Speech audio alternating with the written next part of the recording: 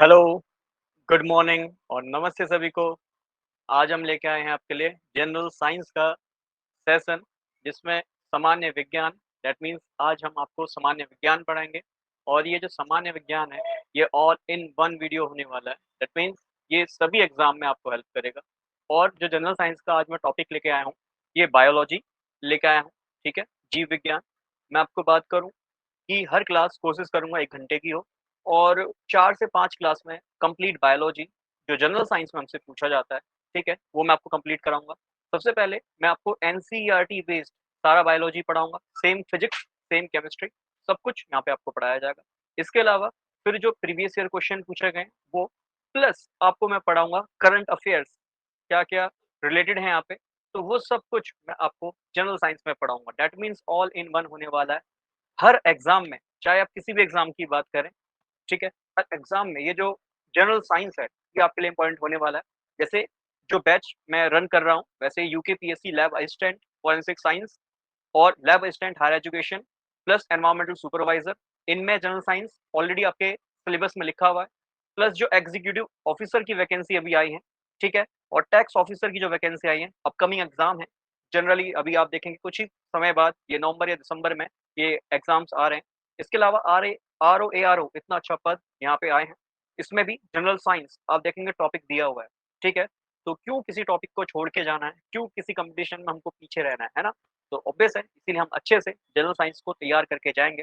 कोशिश करूँगा सब कुछ ए टू जेड कवर कराने की, ठीक है? 4 से 5 घंटे की एक सेक्शन पे क्लास हम लेंगे जैसे बायो 4 से 5 घंटा, ऐसे फिजिक्स भी, ऐसे केमिस्ट्री भी। तो 12 से 15 घंटे की इन क्लासेस में आपको जनरल साइंस पूरा कवर करा दूँगा। इसके अलावा बाकी जो बच्चे तैयारी कर रहे हैं एसएससीज़ की, रेलवेज़ की, स्टेट पीसीएस देखो स्टेट पीसीएस में मैंने आपको बोला ना कि जितना अभी जनरल साइंस पढ़ाऊँगा, उसमें आपको करंट अफेयर्स के अपडेट ज़रूर दूँगा, ठीक है? करंट अफेयर अपडेट से क्या बेनिफिट है कि जो स्टेट पीसीएस का आप एग्ज़ाम देते हैं, उसमें जनरल साइंस तो पूछा जाता है, प्लस करंट अफेयर भी उसमें ऐड कर दिया जाता है कि जनरल साइंस का क्या करंट अफेयर है, ठीक है? प्लस जितने भी कॉम्पिटिटिव एग्ज़ाम है, जहाँ जनरल साइंस पूछा जाता है, उन सभी में ये आपको बहुत ज़्यादा हेल्पफुल होगा, ठीक है? मैं आपसे ज़रूर कहूँगा क्लास के बाद अगर क्लास ज़रूर आपको पसंद आती है, तो क्लास के बाद इसे लाइक करना और ज़्यादा से ज़्यादा इसको शेयर करना और जब पसंद आएगी जब ही करना, ठीक है? और अपने कमेंट से ज़रूर मेंशन करना कि क्लास आपको कैसी लगी है। चलिए शुरू करते हैं। जनरल साइंस सामान्य विज्ञान जिसमें मैं आपको बायोलॉजी पढ़ाऊँगा। मैं बोल चुका हूँ सभी एग्ज़ाम में ये बहुत इंपॉर्टेंट टॉपिक है, तो प्लीज़ इसको अच्छे से पढ़िएगा, एंड तक पढ़िएगा। शुरू से पढ़ेंगे, 1-1 घंटे का वीडियो डेली देख लेंगे या मैं बोलूँ वीक में मैं 1 बार लेके आऊँगा, ये देख लेंगे, तो आपका काम बन जाएगा, ठीक है? 15 घंटे में आप जो है कंप्लीट कर लेंगे। अदरवाइज़ फिर 15 घंटे की बार में देखेंगे तो आपको पता है इम्पॉसिबल है और याद रख पाना सब कुछ इम्पॉसिबल है। तो हफ्ते में 1 दिन पढ़ना है। इसके नोट्स आपको मैं टेलीग्राम पे दे दूँगा, टेलीग्राम का लिंक मैं डिस्क्रिप्शन में आपको दे दूँगा। वहाँ से ये जो क्लास नोट्स हैं, वो ले लीजिएगा। हर क्लास के भी दूँगा और कंबाइन चाहेंगे तो मैं कंबाइन करके भी दे दूँगा, जैसे बायोलॉजी का कंबाइन, फिजिक्स का कंबाइन, केमिस्ट्री का कंबाइन और पूरा कंबाइन चाहते हैं तो पूरा कंबाइन भी मैं दे दूँगा। हैंड रिटन नोट्स होंगे, जो पढ़ा रहा हूँ, वही नोट्स आपको प्रोवाइड करा दूँगा। टेलीग्राम से जाके आप वो भी ले सकते हैं, ठीक है?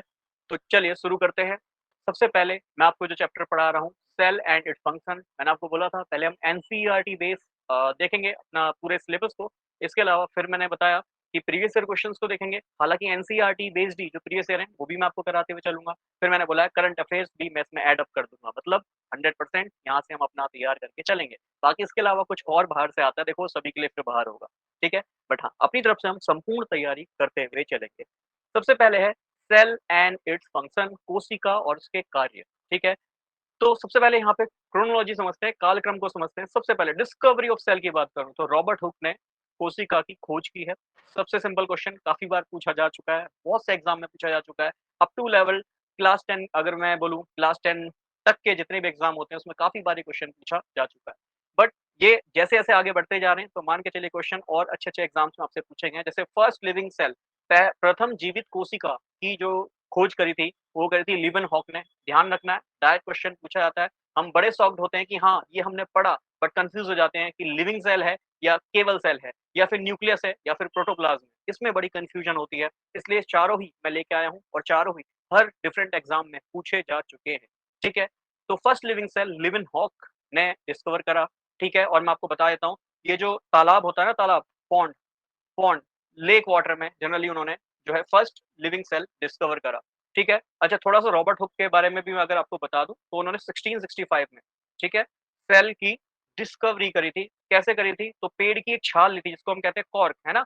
कॉर्क या फिर मैं कहूँ बार्क ऑफ द ट्री, ठीक? बार्क ऑफ ट्री, पेड़ की छाल ली, उस छाल में उन्होंने देखा कि इसके अंदर अच्छा एक चीज़ किसमें देखा? तो उन्होंने माइक्रोस्कोप के अंदर इसकी स्टडी करी, मतलब माइक्रोस्कोप के अंदर उसको देखा और मैं आपको बता देता हूँ, वो माइक्रोस्कोप उनका सेल्फ मेड था, ठीक है ना? सेल्फ मेड माइक्रोस्कोप से पेड़ की छाल में उन्होंने देखने की कोशिश करी, उन्होंने देखा कि भाई उसके अंदर ऐसे मधुमक्खी के जैसे छत्ते होते हैं ना, उस तरीके से स्ट्रक्चर वहाँ पे दिखाई दे रहा है, ठीक है? जिसे हम हनी कॉम्ब लाइक स्ट्रक्चर कहते हैं, हनी कॉम्ब लाइक स्ट्रक्चर, ठीक है?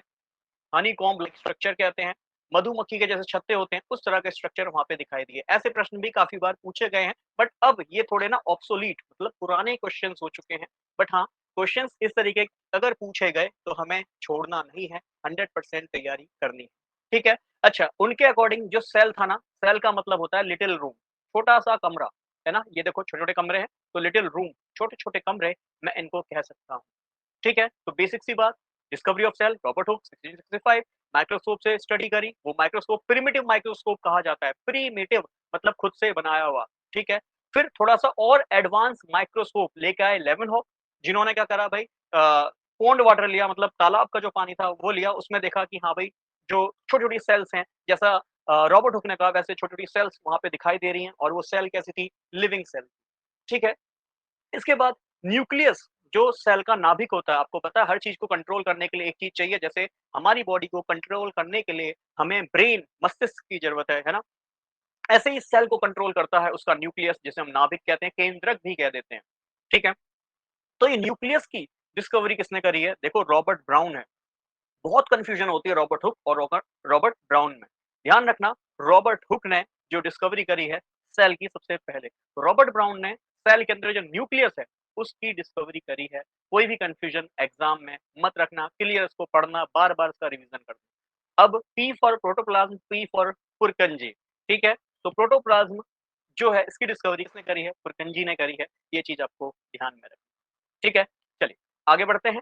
अब मैं बोलूँ अगर इलेक्ट्रॉन की डिस्कवरी किससे करी गई है? तो ऑब्वियस बात है, मतलब पूरा इलेक्ट्रॉन की सेल की डिस्कवरी किससे करी गई है? तो इलेक्ट्रॉन माइक्रोस्कोप से पूरे सेल की डिस्कवरी की गई है, जिसमें हमें पता चलता है कि सेल के अंदर क्या-क्या चीज़ें मौजूद होती हैं, ठीक है? वो मैं आपको पढ़ाऊँगा क्या-क्या चीज़ें मौजूद होती हैं, ठीक है?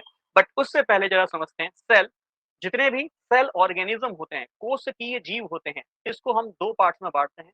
एक होता है यूनिसेलुलर और एक होता है मल्टीसेलुलर। काफ़ी बच्चों को लग रहा होगा स्पीड में जा रहा हूँ, देखो स्पीड पकड़नी ही पड़ेगी, अगर स्पीड नहीं पकड़ूँगा ना तो 4-5 घंटे मैं बोल के चल रहा हूँ, फिर मान के चलिए वो 8 घंटे भी हो सकता है, ठीक है? तो थोड़ा स्पीड वाइज़ हमें लेके चलना है। थोड़ा मैं जो फालतू की बातें बोलता हूँ बीच में, काफ़ी बच्चों के अकॉर्डिंग फालतू की बातें होंगी, है ना? तो वो जो फालतू की बातें हैं वो मैं कम ही करूँगा, डायरेक्ट फ़ोकस रखूँगा टॉपिक पे, तो डायरेक्ट समझाने की कोशिश करूँगा, ठीक है? तो टू द पॉइंट समझते हैं और एग्ज़ाम की अच्छे से तैयारी करते हैं। तो मैंने बोला जितने भी कोशिकीय जीव हैं जिनके पास सेल होती हैं, वो सेल को हम 2 पार्ट्स में उन कोशिकीय जीव को हम 2 पार्ट्स में डिवाइड करते हैं। एक होता है यूनिसेलुलर और एक होता है मल्टीसेलुलर। यूनिसेलुलर नाम से पता चल रहा है जिसके पास यूनि मतलब सिंगल, सेलुलर मतलब सेल होगी, जिसके पास एकल कोशिका होंगी, वो सिंगल सेलुलर होंगी, ठीक है? सिंगल सेल वाले एक-एक जो हैं उनके पास कोशिकाएँ होंगी। जैसे इसमें एग्ज़ाम्पल क्या होंगे? तो इस तरह के प्रश्न अब नहीं पूछे जाते हैं, ये सब पुराने टाइप हो गए हैं, जैसे एमोइबा हो गया, पैरामीशियम हो गया, ठीक है? पैरामीशियम इसमें एग्ज़ाम्पल हो जाएगा, इसके अलावा बैक्टीरिया इसमें एग्ज़ाम्पल हो सकते हैं, ठीक है? बैक्टीरिया इसमें एग्ज़ाम्पल हो सकते हैं, ये इसके एग्ज़ाम्पल बनते हैं, सिंगल सेल वाले, एकक कोशिकाओं वाले, ठीक है? इसके बाद देखो मल्टी सेलुलर बहुकोशिकाओं वाले जो आपके जीव हैं, ये कौन-कौन होते हैं? तो ऑब्वियस बात है जिनके पास बहुत सारी सेल होंगी, है ना? मैनी सेल्स, बहुत सारी सेल। हिंदी माध्यम वाले बच्चों को कोई समस्या नहीं आनी चाहिए। हिंदी में भी मैं प्रॉपर प्रोनाउंस करते हुए चल रहा हूँ, यूनिसेलुलर एकक कोशिका वाले जीव, मल्टी सेलुलर बहुकोशिका वाले जीव, ठीक है?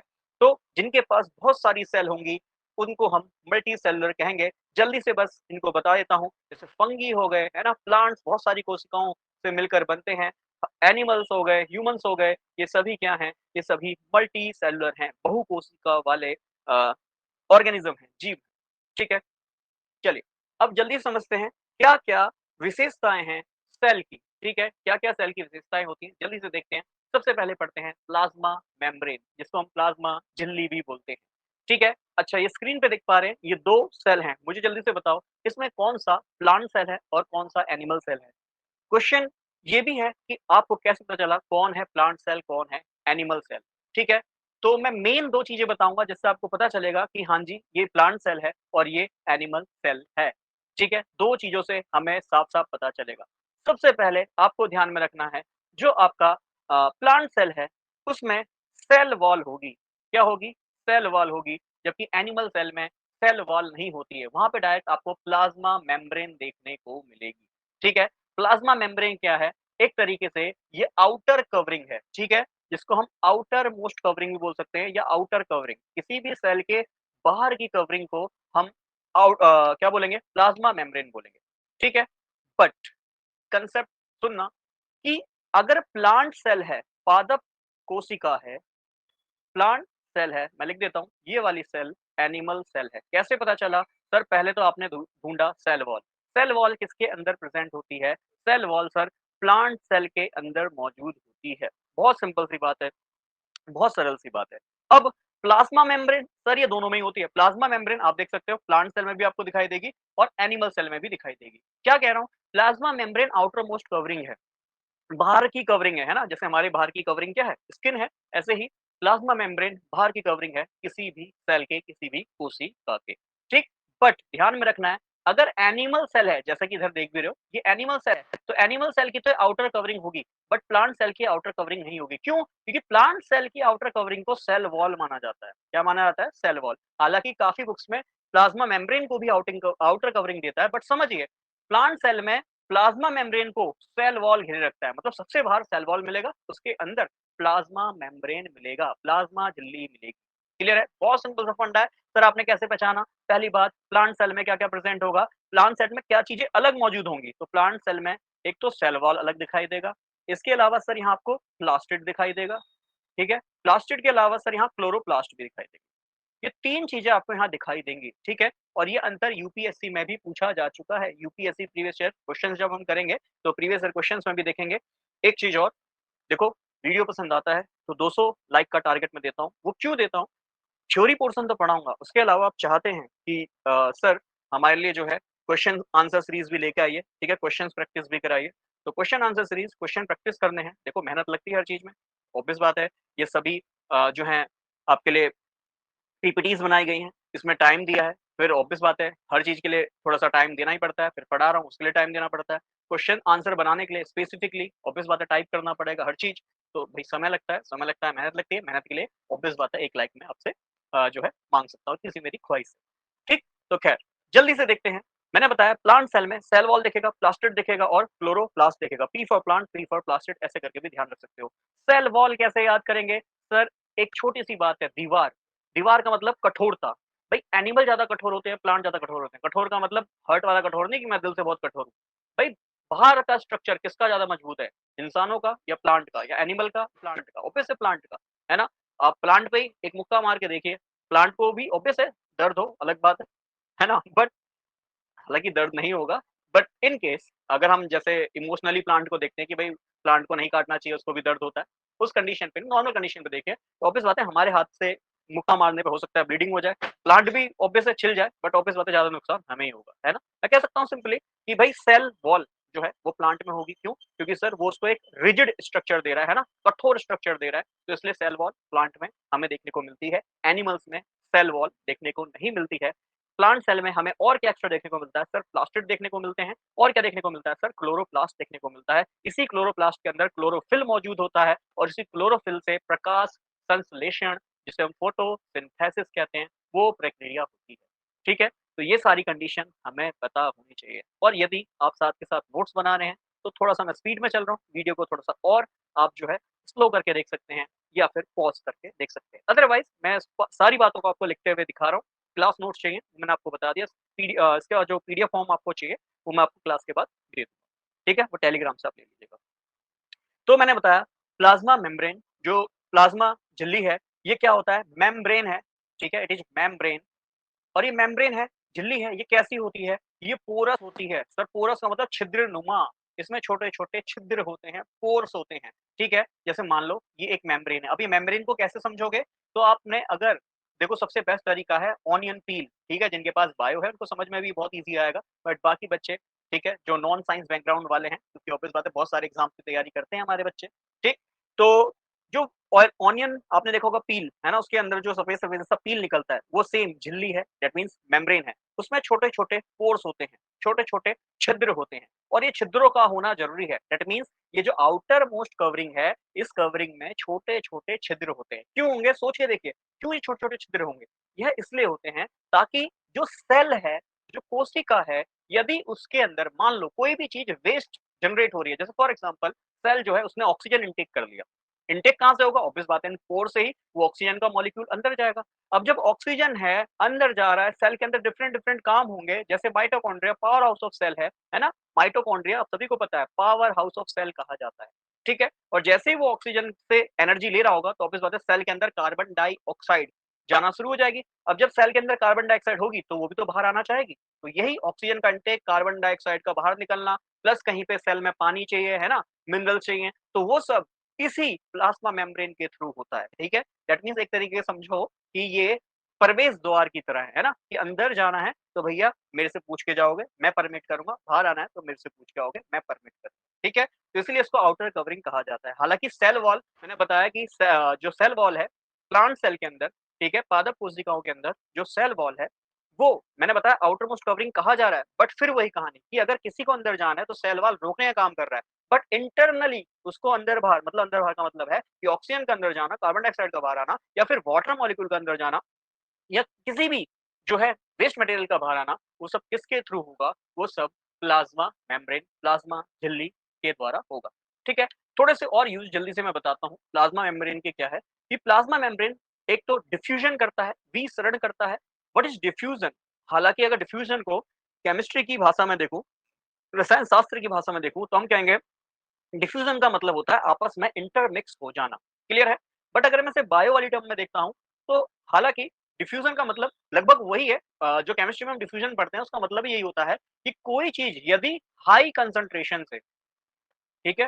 हाई कंसंट्रेशन से मतलब अधिक सांद्रता से, अधिक सांद्र रीजन से अगर जाता है लो कंसंट्रेशन की तरफ, है ना? कम सांद्र किसी भी क्षेत्र की तरफ, हाई कंसंट्रेशन से लो कंसंट्रेशन की ओर यदि कोई भी गैस या कोई भी चीज, चाहे वो सॉल्यूशन हो गया, चाहे वो गैस हो गया, ठीक है? मैं यहाँ पे जैसे कि CO2 लिख रहा हूँ, कार्बन डाइऑक्साइड लिख रहा हूँ, मैंने भी बताया ना, सेल के अंदर मान लो कोई भी काम हुआ जिसमें ऑक्सीजन का इंटेक हुआ, सेल के अंदर ऑर्गेनिक मैटर जो है डिकम्पोज हो सकता है। अगर वो डिकम्पोज होता है तो सेल से बाहर ऑब्वियस बात है इतनी ही देर में वो ऑक्सीजन एज अ फ्यूल चला होगा। ऑक्सीजन जब एज ए फ्यूल चलता है तो वो कार्बन डाइऑक्साइड में बदल जाता है और वही कार्बन डाइऑक्साइड सेल के अंदर जमा हो जाएगी। अब जरा समझो, सेल के अंदर बहुत सारी कार्बन डाइऑक्साइड जमा हो गई। अब सेल के अंदर जमा हुई कार्बन डाइऑक्साइड की कंसंट्रेशन ज्यादा होगी, हाई कंसंट्रेशन होगी, और सेल के बाहर कंसंट्रेशन कैसी होगी? लो, क्योंकि सेल के बाहर कार्बन डाइऑक्साइड नहीं होगी। तो ऑब्वियस बात है अंदर से ये कार्बन डाइऑक्साइड क्या करेगी? बाहर की तरफ आने की कोशिश करेगी। इसको आप ऐसे भी समझ सकते हो कि मान लो आपने इन्फ्लेटेड बैलून लिया है, मतलब फुलाया हुआ गुब्बारा कह सकता हूँ, है ना? फुलाया हुआ आपने गुब्बारा लिया है और उस गुब्बारे के अंदर हवा भरी है। अब आप देखो, आप जानते हो गुब्बारे के अंदर हवा भरी है, तो जैसे ही गुब्बारे का मुँह आप ओपन कर दोगे, तो जितनी भी हवा अंदर से बाहर आएगी। क्यों? क्योंकि इसके अंदर जो कंसंट्रेशन है एयर की वो ज़्यादा है और बाहर कैसी एयर की कंसंट्रेशन कम है। तो हाई कंसंट्रेशन से जो गैस है उस गुब्बारे के अंदर जो आपने भरी है, वो हाई कंसंट्रेशन से कहाँ आएगी? लो कंसंट्रेशन की तरफ आएगी और इसी प्रोसेस को हम डिफ्यूज़न या फिर विसरण कहते हैं।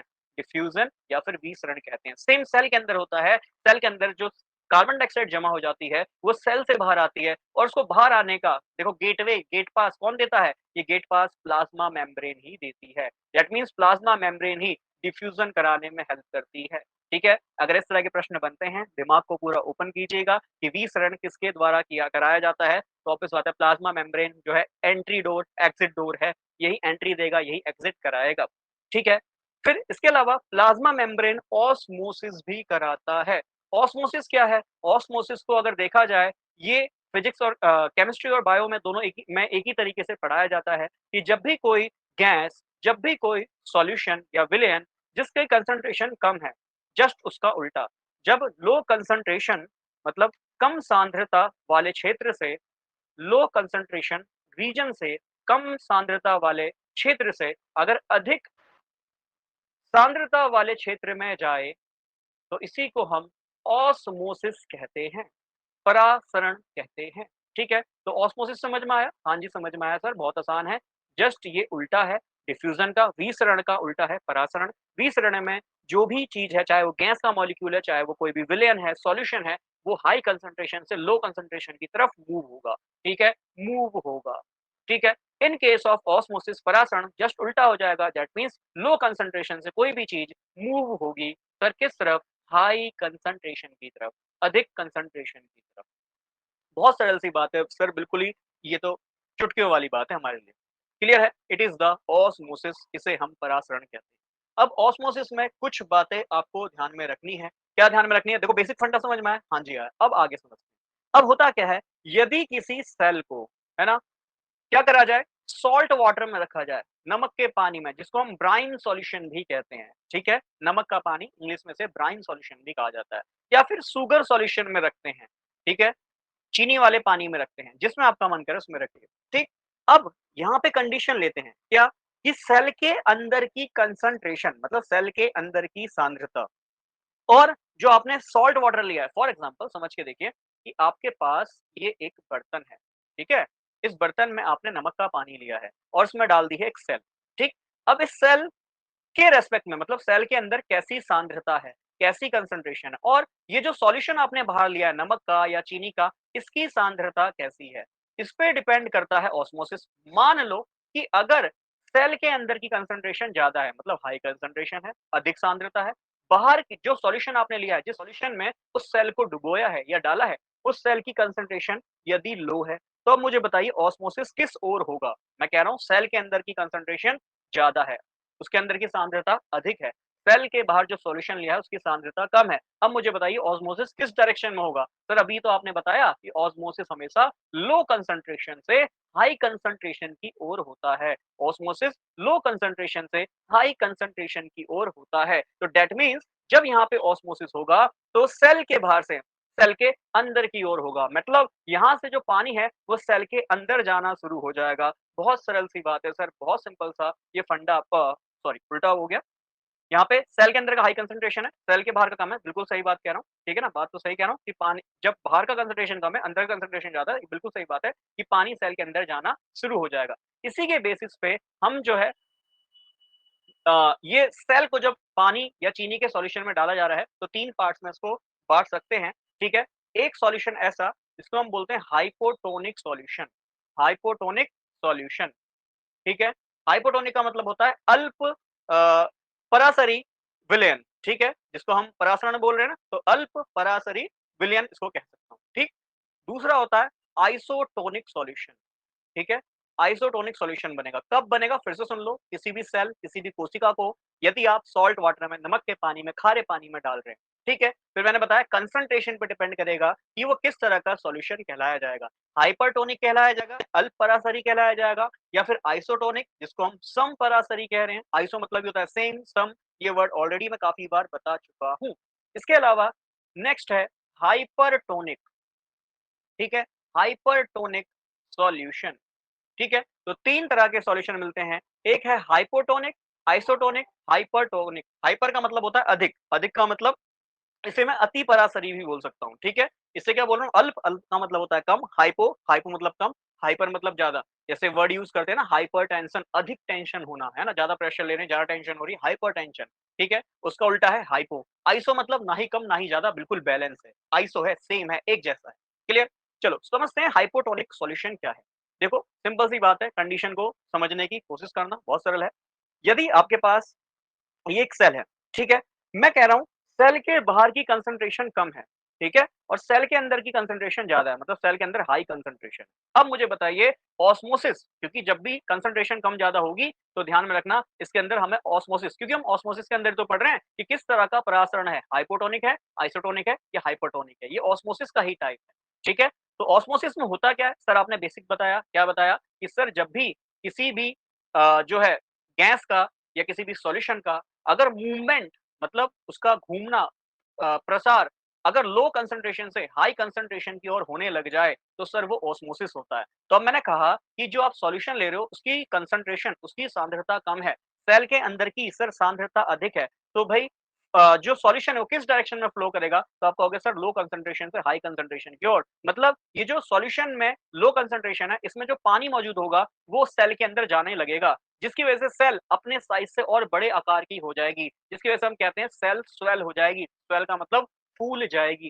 क्लियर है? ये कब होगा? जब आप नमक और पानी का सॉल्यूशन लोगे और वो डाइल्यूट करोगे। डाइल्यूट मतलब तनु कहते हैं ना, तनु और सांद्र। तो सांद्र मतलब कंसंट्रेटेड हो गया और डाइल्यूट का मतलब तनु हो गया। तो सिंपल सी बात है, यदि आप सॉल्ट और वाटर का एक डाइल्यूट सॉल्यूशन बनाते हैं, तनु विलयन बनाते हैं और उसमें ऑब्वियस बात है तनु है तो वहाँ पे कंसंट्रेशन कम होगी और सेल के अंदर की कंसंट्रेशन ज़्यादा होगी। ऐसी कंडीशन में ऑस्मोसिस हो रहा है, परासरण हो रहा है, तो जो पानी है वो लो कंसंट्रेशन से हाई कंसंट्रेशन की ओर जाएगा। मतलब पानी ये बाहर से लो कंसंट्रेशन से सेल के अंदर पहुँचेगा। दैट मीन्स सेल के अंदर जब पानी जाना शुरू होगा, अच्छा वो किससे जाएगा? तो सर ऑब्वियस बात है वो प्लाज्मा मेम्ब्रेन, प्लाज्मा झिल्ली से जाएगा। क्लियर है? तो प्लाज्मा झिल्ली के वो छोटे-छोटे पोर्स हैं, उनका साइज़ मात्र इतना होता है कि वो बस अंदर किसको जाने देंगे? वो पानी के मॉलिक्यूल को, वाटर मॉलिक्यूल को जाने देंगे। ठीक है? आप नमक डाल रहे हो ना, नमक में आपको पता होना चाहिए नमक का फ़ॉर्मूला होता है NaCl। वाटर आप सभी जानते हो H2O। तो NaCl और H2O में पानी का साइज़ छोटा होता है। दैट मीन्स ये छोटे-छोटे जो छिद्र हैं, पोर्स हैं, इसमें केवल वाटर का मॉलिक्यूल पास हो सकता है। इसमें नमक का मॉलिक्यूल पास होना भी चाहेगा, तो भी नहीं हो पाएगा। क्यों? क्योंकि साइज़ बहुत इसका छोटा है, केवल वाटर मॉलिक्यूल यहाँ से पास हो पाएगा। इसलिए समझ में आ रहा है कि सेल के अंदर कौन पहुँच रहा है? केवल वाटर मॉलिक्यूल पहुँच रहा है, पानी का मॉलिक्यूल पहुँच रहा है। इसीलिए जो सेल है, उसका साइज़ और मोटा हो जाएगा। क्यों? क्योंकि पानी उसके अंदर जा रहा है। क्यों जा रहा है? क्योंकि बाहर का कंसंट्रेशन कम है, अंदर कंसंट्रेशन ज़्यादा है। इतनी बार एक ही बात को समझा रहा हूँ। अब आई थिंक ये आपको कांसेप्ट क्लियर हो रहा होगा कि जब भी लो कंसंट्रेशन से हाई कंसंट्रेशन की ओर पानी का मूवमेंट होगा, तो ऐसी कंडीशन में ऑस्मोसिस होगा, परासरण होगा और इसी कंडीशन में जहाँ पे लो कंसंट्रेशन होगा, मतलब जो आपने सॉल्यूशन लिया उसका लो कंसंट्रेशन होगा, सेल का कंसंट्रेशन ज़्यादा होगा, तो सेल लो कंसंट्रेशन मतलब जो आपने विलयन लिया है, डाइल्यूट विलयन लिया है, तनु आपने विलयन लिया है, उससे जो पानी है वो सेल के अंदर जाने लगेगा, जिसकी वजह से सेल का साइज़ और बढ़ जाएगा, आकार बड़ा हो जाएगा, जिससे हम कहेंगे सेल फूल गई है, स्वेल हो गई है, ठीक है? ऐसे सॉल्यूशन को हम हाइपोटोनिक सॉल्यूशन बोलेंगे। बहुत सिंपल सा क्वेश्चन है, एग्ज़ाम में काफ़ी बार ये टॉपिक पूछा गया है, इसलिए इस टॉपिक पे मैं जोर दे रहा हूँ। ये बहुत सारे कॉम्पिटिटिव एग्ज़ाम में पहले भी पूछा जा चुका है कि हाइपोटोनिक सॉल्यूशन के केस में अल्प परासरी विलयन के केस में क्या होता है? सेल फूलती है या फिर सिकुड़ जाती है या फिर सेम रहती है या फिर ऑल ऑफ दीज़ ऐसे प्रश्न पूछे जा चुके हैं, तो ध्यान में रखना स्वेल हो जाती है। काफ़ी लोग कहते हैं कि हाइपोटोनिक है तो भैया सिकुड़ जाएगी। नहीं, कांसेप्ट को क्लियर कीजिए।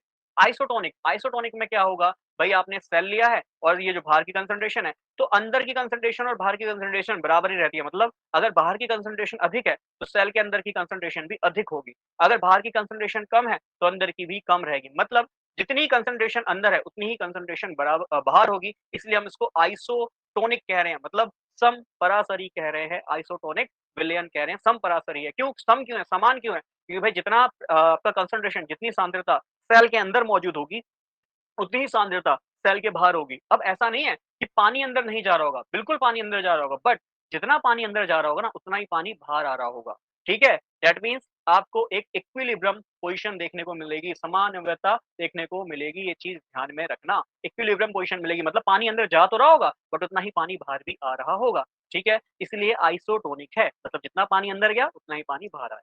क्लियर? बहुत सरल सी बात है। Next is hypertonic. हाइपोटोनिक है तो सर इसका उल्टा हो जाएगा, तो कांसेप्ट हम खुद भी बना लेंगे, हम तो थोड़े से स्मार्ट बच्चे हैं।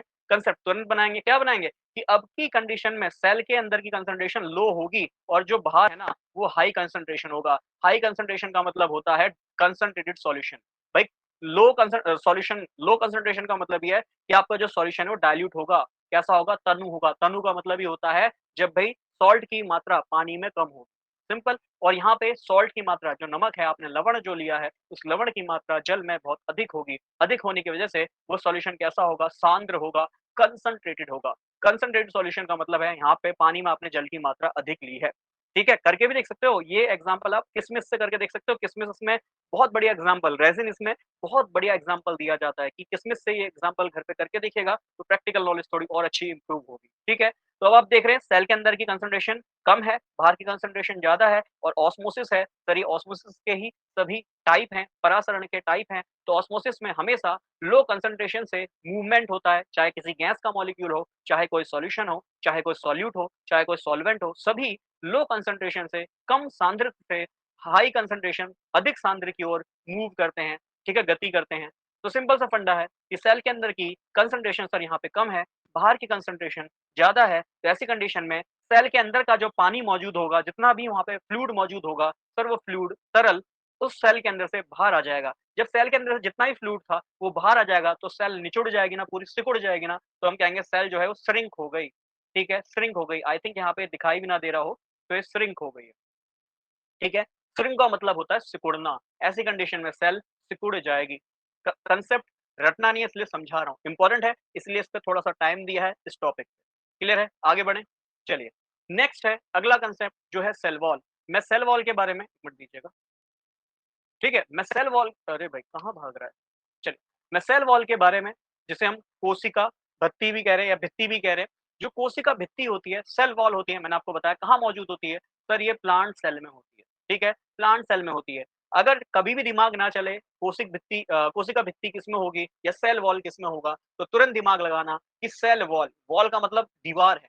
दीवार का मतलब कहीं न कहीं कठोरता है ना? इसलिए हम कहते हैं कि जो सेल वॉल होती है प्लांट में, वो काफ़ी कठोर होती है, जिसकी वजह से आपके जो प्लांट होते हैं ना, ये ओवरऑल आपको कठोर दिखाई देते हैं, ठीक है? ये बहुत सरल सी बात है, जो आपको ध्यान में रखनी होती है, ठीक है? और जो सेल वॉल होती है, किसमें होती है मैंने बताया it is present in the plant cell. किसमें प्रेज़ेंट होती है? प्लांट सेल में मौजूद होती है। अच्छा, एक क्वेश्चन और पूछा जाता है कि सेल वॉल किससे बनी होती है? तो सेल वॉल का जो मेन कंपोनेंट होता है, ये सेलुलोज़ होता है। हालाँकि बहुत सारे कंपोनेंट उसके अंदर मौजूद होते हैं, पर मेन कंपोनेंट क्या होता है? सेलुलोज़। और आपको बता देता हूँ, ये जो सेलुलोज़ होता है ये जनरली प्लांट के अंदर ही मौजूद होता है। तो ये भी समझ में आ गया होगा जब सेलुलोज़ प्लांट के अंदर मौजूद है, तो ऑब्वियस बात है सेल वॉल भी प्लांट के अंदर ही मौजूद होगी। ये बहुत सिंपल सा फंडा है याद रखने का। अच्छा मैं एक चीज़ और बताना चाहूँगा, अपडेट करना चाहूँगा। यहाँ पे ना एक टर्म और होती है जैसे हाइपोटोनिक सॉल्यूशन आपने पढ़ा ना, हाइपोटोनिक में आपने देखा जो सॉल्यूशन है वो हाई कंसंट्रेशन से लो कंसंट्रेशन की तरफ मूव हुआ। इसको हम एक और नाम से भी जानते हैं, ये ध्यान में रखना। इसको हम प्लाज़्मोलाइसिस कहते हैं। ये पढ़ाते-पढ़ाते टर्म्स जो है दिमाग में आती रहती है, ठीक है? तो कुछ छूट ना जाए इसलिए सब कुछ बताता हुआ चल रहा हूँ। इसे हम प्लाज़्मोलाइसिस भी कहते हैं, ठीक है? जिसे हम आई थिंक हिंदी में से बोलेंगे जीव द्रव्य कुंचन, है ना? कुंचन का मतलब ये है कि भाई जो सेल है वो फूल जाएगी, स्वेल हो जाएगी, ठीक है? तो इस कंडीशन में यही होगा कि भाई जो बाहर है उसकी कंसंट्रेशन कम होगी, अंदर जो है उसकी कंसंट्रेशन हाई होगी। मतलब सेल के अंदर की कंसंट्रेशन हाई होगी। इसे हम प्लाज़्मोलाइसिस भी कहते हैं, कई बार एग्ज़ाम में डायरेक्ट भी आता है कि हाइपोटोनिक सॉल्यूशन को और किस नाम से जानते हैं? तो इट इज़ आल्सो कॉल्ड प्लाज़्मोलाइसिस, ठीक है? चलिए, आगे समझते हैं कुछ और कंसेप्ट को। 1 मिनट दीजिएगा बस, मैं पेन चेंज कर लूँ, मुझे लगता है ज़्यादा आँखों पे थोड़ा-सा साइन मारेगा, इसलिए जो है थोड़ा डार्क पेन और ले लेता हूँ। नेक्स्ट समझते हैं न्यूक्लियस, नाभिक को। देखो नाभिक का होना ज़रूरी है, एक तरीके से मान के चलो जैसे ह्यूमन में ब्रेन होता है, कंट्रोल करता है ना? सीएनएस होता है, सेंट्रल नर्वस सिस्टम होता है। इसी तरीके से जो सेल होता है, उसका एक न्यूक्लियस होता है ना? एक तरीके से जितनी भी कमांड है, वो हमें न्यूक्लियस से ही मिलती है। न्यूक्लियस में जनरली प्रेज़ेंट होते हैं डीएनए, ठीक है? डीएनए और ये डीएनए अगर मैं बोलूँ जनरली ये आपको क्रोमोसोम्स की फॉर्म में दिखाई देंगे, ठीक है? डीएनए कंबाइन होंगे और मैं कहूँ ये क्रोमोसोम्स की फॉर्म में आपको दिखाई देंगे, ठीक है? ये क्रोमोसोम्स वेरी इंपॉर्टेंट टॉपिक बनता है, क्यों बनता है? तो आपको समझना होता है कि जो ह्यूमन बॉडी होती है, उसमें टोटल अगर देखा जाए, ठीक है? 23 पेयर होते हैं क्रोमोसोम के। कितने होते हैं? 23 पेयर, 23 जोड़े होते हैं। अगर 23 पेयर की बात कर रहा हूँ, टोटल कितने होंगे? भाई एक पेयर में 2 होते हैं, तो 23 पेयर में 46 हमारी बॉडी में क्रोमोसोम टाइप्स या मैं बोलूँ क्रोमोसोम मौजूद होते हैं, ठीक है? इस 23 पेयर में से 22 पेयर जो 22 जोड़े होते हैं, दैट मीन्स मैं बात करूँ 44 की, इनको कहा जाता है ऑटोसोम्स। क्या कहा जाता है? ऑटोसोम्स, ठीक है? ऑटोसोम्स कहा जाता है। इसके अलावा बच कितना पेयर गया? 23 पेयर थे, 22 पेयर, तो सर 1 पेयर बच गया। ठीक है? 1 पेयर बच गया। जो 1 पेयर बचता है, इसको हम सेक्स क्रोमोसोम बोलते हैं। It is called sex chromosome, ठीक है? तो उसको हम सेक्स क्रोमोसोम कहते हैं, जिसका 1 पेयर बचता है। दैट मीन्स टोटल 23 पेयर है, तो 22 पेयर ऑटोसोम्स के हो गए, 1 पेयर हमारा सेक्स क्रोमोसोम का हो गया, ठीक है? और ये सेक्स सोम्स जो होते हैं, ये जनरली मेल फीमेल दोनों में ही मौजूद होते हैं और जनरली आपने पढ़ा भी है कि जो फीमेल होती हैं उसमें एक्स एक्स क्रोमोसोम मौजूद होते हैं और जो मेल होते हैं उसमें एक्स वाई क्रोमोसोम मौजूद होते हैं। इसके बारे में मैं आपको जब रिप्रोडक्शन वगैरह पढ़ाऊँगा तो उसमें ये चीज़ें और बताऊँगा कि फीमेल और मेल किस तरीके से जो है रिप्रोड्यूस करते हैं। ठीक है, जनरल क्वेश्चन यहाँ पे बनते हैं, इतने डीप में जनरली क्वेश्चन कुछ ही एग्जाम से पूछे जाते हैं, तो मैं नहीं चाहता किसी भी एग्जाम की तैयारी आपकी वीक रहे। ऑल इन वन का मतलब ये है कि सब कुछ पढ़ के जाना है, सब कुछ समझ के जाना है, छोड़ना कुछ भी नहीं। ठीक है? अब जरा कुछ बातें और मैं क्रोमोसोम से रिलेटेड आपको बता देता हूँ, जरा ध्यान से सुनिएगा, ठीक है? ये थोड़ा-सा करंट अफेयर अपडेटेड भी कह सकता हूँ और थोड़ा-सा इसको थ्योरी रिलेटेड भी कह सकता हूँ। तो इसको समझने की कोशिश कीजिएगा कि क्रोमोसोम में कई बार क्या देखा जाता है कि कोई क्रोमोसोम का जो पेयर है ना पेयर, एक पेयर मतलब एक पेयर में 2 क्रोमोसोम होंगे, तो 2 क्रोमोसोम आपस में जुड़े होंगे। अच्छा क्रोमोसोम की अगर शेप कैसी होगी, जरा समझने की कोशिश करना। क्रोमोसोम आपको ना ऐसे कैंची की तरह दिखाई देंगे, देखो ऐसे कैंची की तरह। ठीक है? और जब जनरल साइंस में पढ़ाऊँगा तो अभी जैसे कुछ प्रोजेक्ट चले जैसे टेलीमोर टू टेलीमोर प्रोजेक्ट, उसमें क्या होता है कि क्रोमोसोम का ये वाला पार्ट और ये वाला पार्ट इनकी स्टडी करी गई है। फिर ये कैसे आप आगे जो है आपकी मैं सिंपली बोलूँ तो इन्फॉर्मेशन होगी इसको कैसे आगे भेजते हैं, वो सब अभी जो है स्टडी करी गई है रिसेंट जीनोमिक्स में। तो वो सब आपको करंट अफेयर्स जब पढ़ाऊँगा तो उसमें ये सारे कांसेप्ट मैं आपको बताऊँगा। बट फिलहाल के लिए जो मैं आपको बता रहा हूँ, ध्यान से सुनिएगा। क्रोमोसोम में 2 तरीके के ना मैं बोलूँ अ डेफिशिएंसीज़ देखी जाती हैं। डेफिशिएंसीज़ इसलिए कहूँगा क्योंकि एक डेफिशिएंसी है जिसको हम बोल सकते हैं ट्राइज़ोमी। ट्राइज़ोमी का मतलब होता है कि अगर 1 मिनट दीजिएगा भाई, हाँ। ट्राइज़ोमी इसका मतलब क्या है कि अगर मान लो क्रोमोसोम का एक पेयर है, एक पेयर में 2 क्रोमोसोम होने चाहिए, 2 ऐसे कैंची होनी चाहिए, है ना? 2 अगर ऐसी कैंची होनी चाहिए, ट्राइसोमी में क्या होता है 2 की जगह 3 ऐसी कैंची देखने को मिल जाती है। 3 ऐसे जो है क्रोमोसोम देखने को मिल जाते हैं। तो होता क्या है कि टोटल 23 पेयर होने चाहिए, बट किसी भी एक पेयर में ध्यान से सुनिएगा, किसी भी एक पेयर में 2 की जगह 3 आपको क्रोमोसोम दिखाई देंगे। तो भाई किसी भी एक पेयर में 23 पेयर मतलब 46 में से किसी भी एक में 46 की जगह वो कितने हो जाएँगे? सर ट्राइसोमी में वो 47 हो जाएँगे। कितने क्रोमोसोम हो जाएँगे? 47 क्रोमोसोम हो जाएँगे। और नॉर्मल ह्यूमन्स में कितने होने चाहिए? तो नॉर्मल ह्यूमन्स में 46 क्रोमोसोम होने चाहिए, 23 पेयर होने चाहिए। मैंने बोला पेयर, पेयर का मतलब जोड़ा। बट किसी भी एक पेयर में 23 में से कोई भी एक पेयर होगा, अगर मान लो उसमें कोई भी एक पेयर में एक अधिक क्रोमोसोम अगर हो जाए, तो मैं कह सकता हूँ यहाँ पे जो क्रोमोसोम है, इसकी अधिकता हो गई जिसको हम ट्राइसोमी ट्राइसोमी का मतलब 2 की जगह 3 ट्राई मतलब 3 3 आपके वहाँ पे क्रोमोसोम हो गए। ठीक है? तो जो ये ट्राइसोमी होती है, इसकी वजह से एक बीमारी होती है जिसको हम कहते हैं down syndrome. It is called down syndrome और ये पूछा जा चुका है काफ़ी बार क्वेश्चन्स में, ठीक है? डाउन सिंड्रोम कौन-सी बीमारी है? किसकी वजह से होती है? तो क्रोमोसोम की ट्राइसोमी की वजह से यह बीमारी होती है, ठीक है? और होता क्या है कि जो 21वाँ पेयर है, ये ट्राइसोमी कहाँ देखने को मिलती है? तो 21st पेयर में देखने को मिलती है, समझे? ऐसे 1 पेयर, 2 पेयर, 3 पेयर, 4 पेयर, तो जैसे ही आप 21वें पेयर पे पहुँचेंगे, है ना? 21वें जोड़े पे पहुँचेंगे, तो वहाँ पे देखेंगे 21वाँ पेयर 2 की जगह 3 है, ट्राइसोमी हो गई है वहाँ पे। भाई फिर से वो समझा रहा हूँ, क्रोमोसोम का मतलब ऑब्वियस बात है सर 23 पेयर मतलब एक पेयर में 2। तो सर अगर 21वें पेयर को मैं देखूँगा, तो 21वें पेयर में यदि आप देखो तो 2 की जगह पेयर मतलब 2 होने चाहिए पर 2 की जगह 3 दिखाई देंगे, 3 क्रोमोसोम दिखाई देंगे, दैट मीन्स वहाँ पे ट्राइसोमी होगी और जिसकी वजह से आपको एक सिंड्रोम देखने को मिलेगा जिसे हम कहेंगे डाउन सिंड्रोम। ये डाउन सिंड्रोम में क्या होता है तो आपने देखा होगा कुछ बेबीज़ ऐसे होते हैं जिनका हेड बहुत ही डिफरेंट साइज़ का होता है, बहुत बड़े-बड़े से उनके हेड हो जाते हैं, ठीक है ना? तो ये बेबी के जो हेड हैं, ये बड़े-बड़े से जो हो जाते हैं, ये डाउन सिंड्रोम का ही एग्ज़ाम्पल है। सिंपल सी बात है, समझ में आ रही है बात? ये क्वेश्चन ऑलरेडी प्रीवियस ईयर में बहुत जगह पूछे जा चुके हैं, तो क्रोमोसोम चल रहा है, तो क्रोमोसोम से मैं ये सारी बातें आपको समझाता हुआ चल रहा हूँ, ठीक है? न्यूक्लियस चला था, न्यूक्लियस के अंदर प्रेज़ेंट होता है डीएनए और यही डीएनए क्रोमोसोम फ़ॉर्म करता है और जो क्रोमोसोम है, उसके टोटल 23 पेयर होते हैं, 46 होते हैं, जिसमें से 22 पेयर को ऑटोसोम कहा जाता है, जो एक पेयर होता है उसे हम सेक्स क्रोमोसोम कहते हैं, फीमेल के अंदर ये एक्सएक्स होता है, मेल के अंदर ये एक्सवाई होता है। फिर ये जो क्रोमोसोम है, इसके अंदर कुछ हमें सिंड्रोम्स भी देखने को मिलते हैं, जिन सिंड्रोम में ट्राइसोमी और मोनोसोमी दूसरा टाइप है, इट इज़ कॉल्ड मोनोसोमी। ठीक है, एसओ-एम-वाई मोनोसोमी, ट्राइसोमी का मतलब है कहीं एक पेयर में मतलब 2 की जगह 3 दिखाई दें, ठीक है? जैसे डाउन सिंड्रोम हो गया, इसके अलावा बहुत सारे सिंड्रोम्स और हैं, सारे याद नहीं करने, मैंने बोला बहुत कुछ नहीं पढ़ना, सब कुछ नहीं पढ़ना। देखो, एग्ज़ाम निकालने के लिए हमें सर्वज्ञता होने की ज़रूरत नहीं है, हमें वो पढ़ना है जो मैक्सिमम पूछा जाता है, जो बहुत इम्पोर्टेंट है, ठीक है? या तो फिर इतना समय हो हमारे पास कि हम बिल्कुल डीप में जाके साइंस ही साइंस पढ़ें, है ना? ऑब्वियस बात है, वो कोई साइंटिस्ट नहीं चाहते हैं, वो रिसर्चर नहीं चाहते हैं, वो चाहते हैं आपको बस जनरल साइंस पता हो कि करंट में क्या चल रहा है या फिर थ्योरीज़ एनसीईआरटीज़ में क्या-क्या गिवन है, इतना ही पूछना चाह रहे हैं, ठीक है?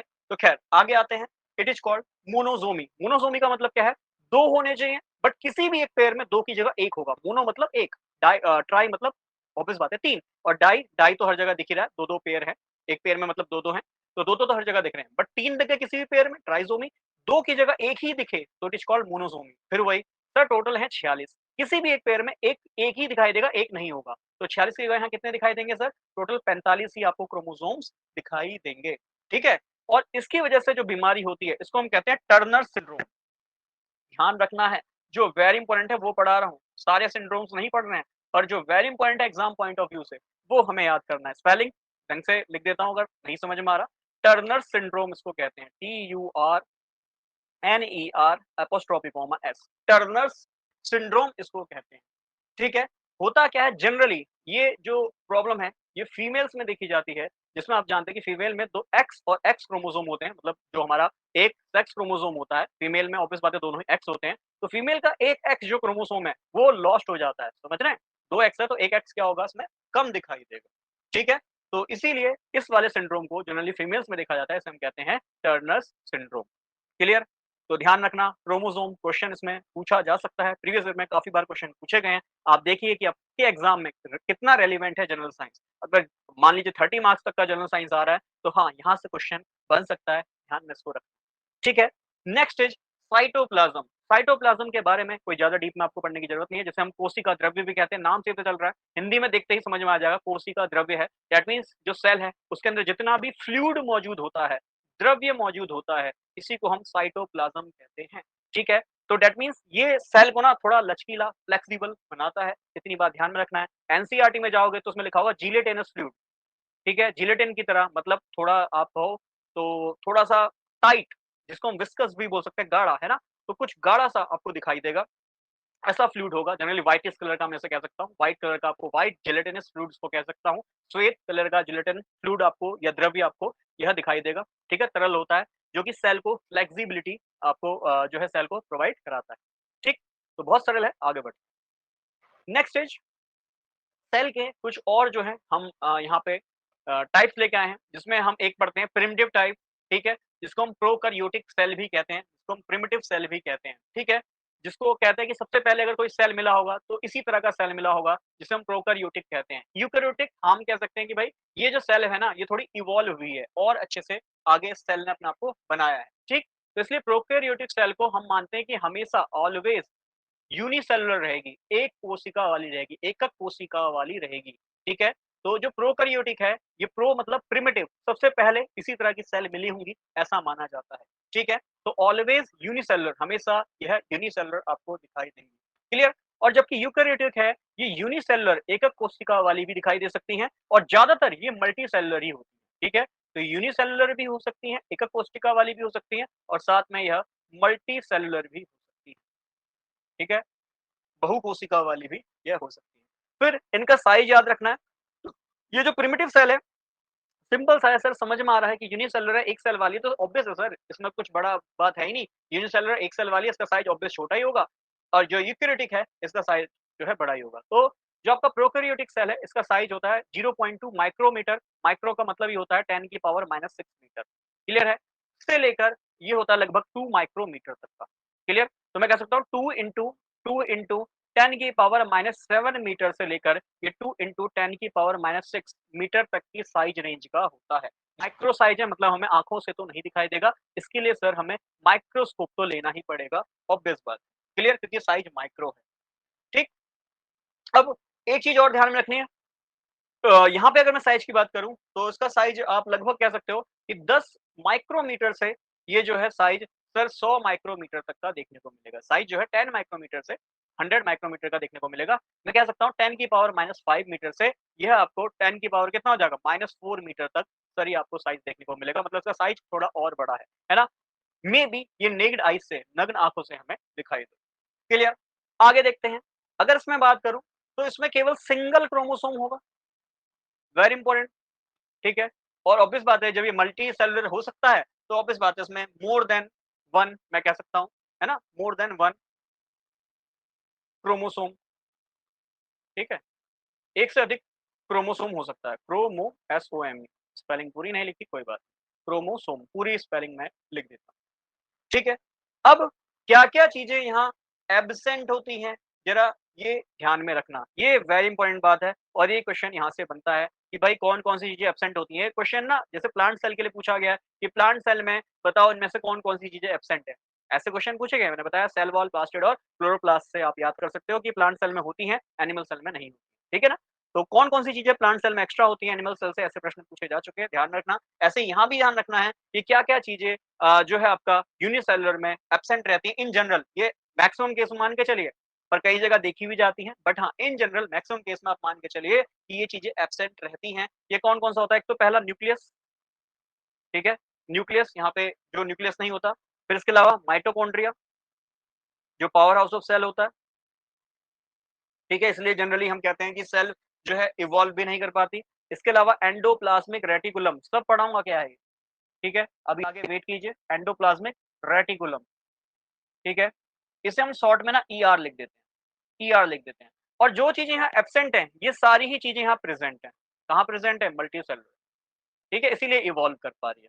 तो इसीलिए हम इसको मल्टीसेलुलर कहते हैं। बहुकोशिका बहुकोशिका या फिर यूकेरियोटिक सेल कहते हैं, ठीक है? ये सब प्रेज़ेंट होगा।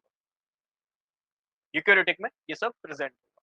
क्लियर? अच्छा, कुछ एग्ज़ाम्पल्स की अगर मैं बात करूँ, तो ऑब्वियस बात है ये जनरली सिंगल सेलुलर वाले हैं, तो बैक्टीरिया यहाँ एग्ज़ाम्पल हो सकता है, ठीक है? आर्किया यहाँ एग्ज़ाम्पल हो सकता है, ठीक? अगर मैं यहाँ पे बात करूँ तो मल्टी सेलुलर है, तो ऑब्वियस बात है सर यहाँ एग्ज़ाम्पल प्लांट एंड एनिमल्स हो सकते हैं, ठीक? तो ये कुछ विशेष बातें हैं जो आपको ध्यान में रखनी है, ठीक? आगे बढ़ते हैं। अब पढ़ते हैं सेल ऑर्गेनेल, इसमें क्या-क्या होते हैं? हिंदी में बोले तो कोशिका अंग। क्या होते हैं कोशिकाओं के अंग? दैट मीन्स कौन-कौन से पार्ट्स होते हैं जो सेल में मिलते हैं। देखो जितना डीप में जाओगे उतने पार्ट्स आपको मिलते हुए चलेंगे, बट हम वो पढ़ रहे हैं जो हमें up to class 10 general science के लिए हमें चाहिए, तो वो सब हम यहाँ पे पढ़ेंगे, वो सब हम यहाँ पे समझेंगे। सबसे पहले मैंने आपको जो टॉपिक यहाँ पे लिखा है, इट इज़ एंडोप्लाज्मिक रेटिकुलम, जिसे हम शॉर्ट में ईआर भी कहते हैं। शॉर्ट में हम क्या कहेंगे? ईआर। क्या होता है सर ईआर? अच्छा, इससे पहले मुझे बताओ सेल ऑर्गेनल क्या होते हैं?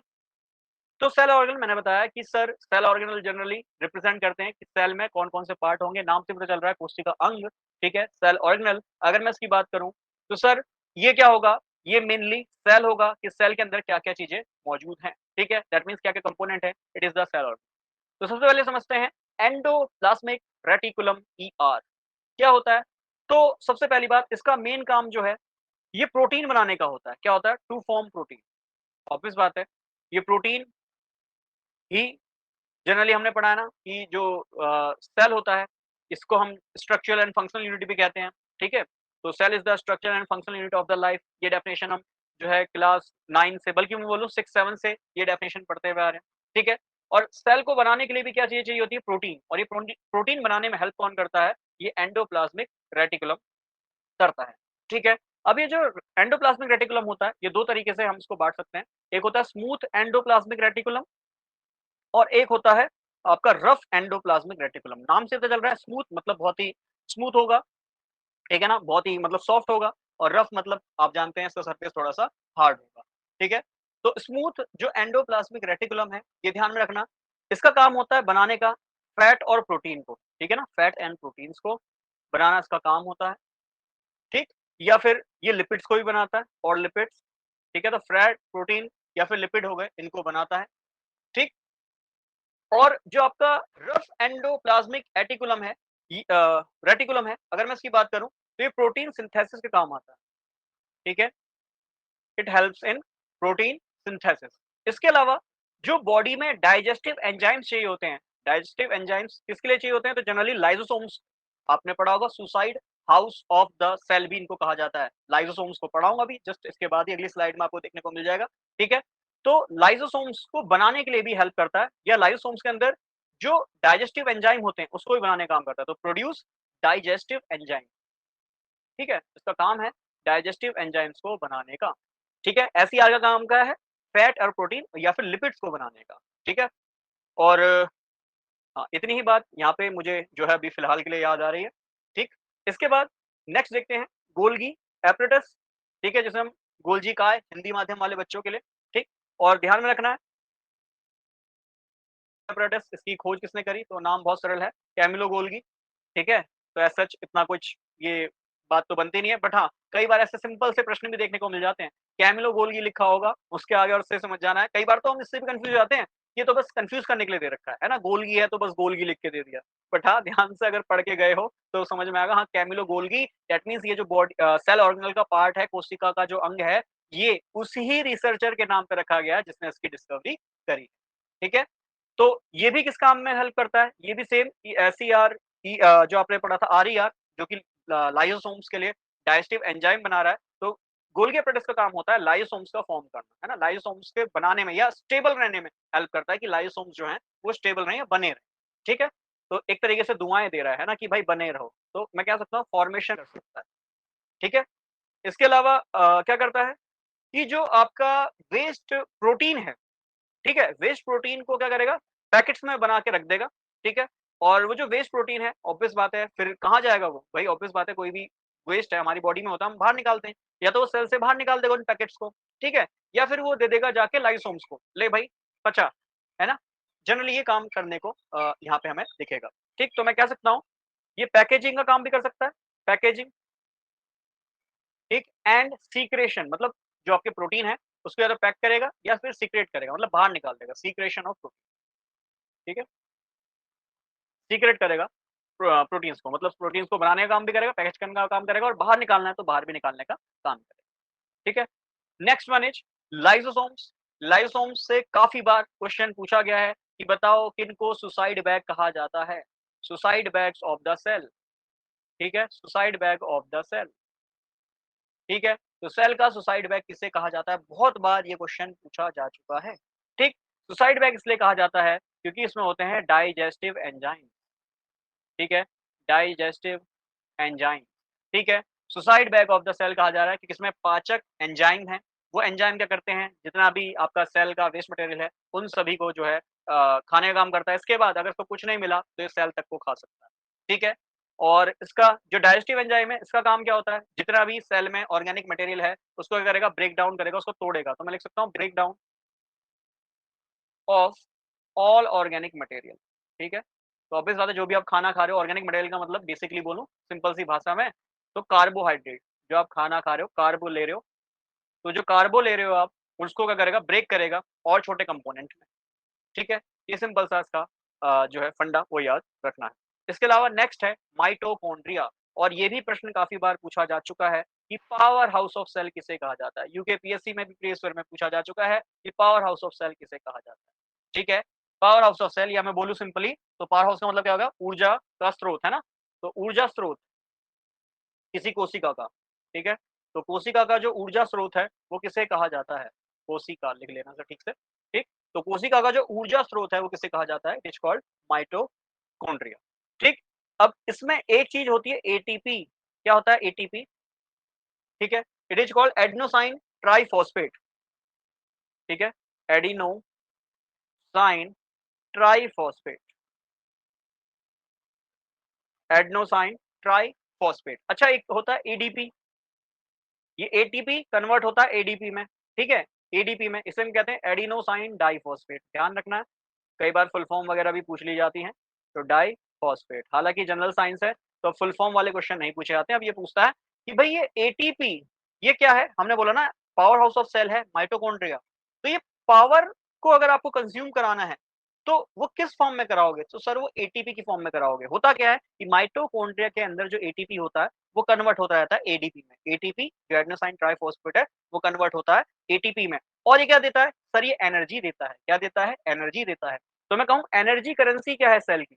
एनर्जी करेंसी ऑफ सेल तो आप कहोगे सर एनर्जी करेंसी क्या है? एटीपी है, एडेनोसाइन ट्राइफॉस्फेट है।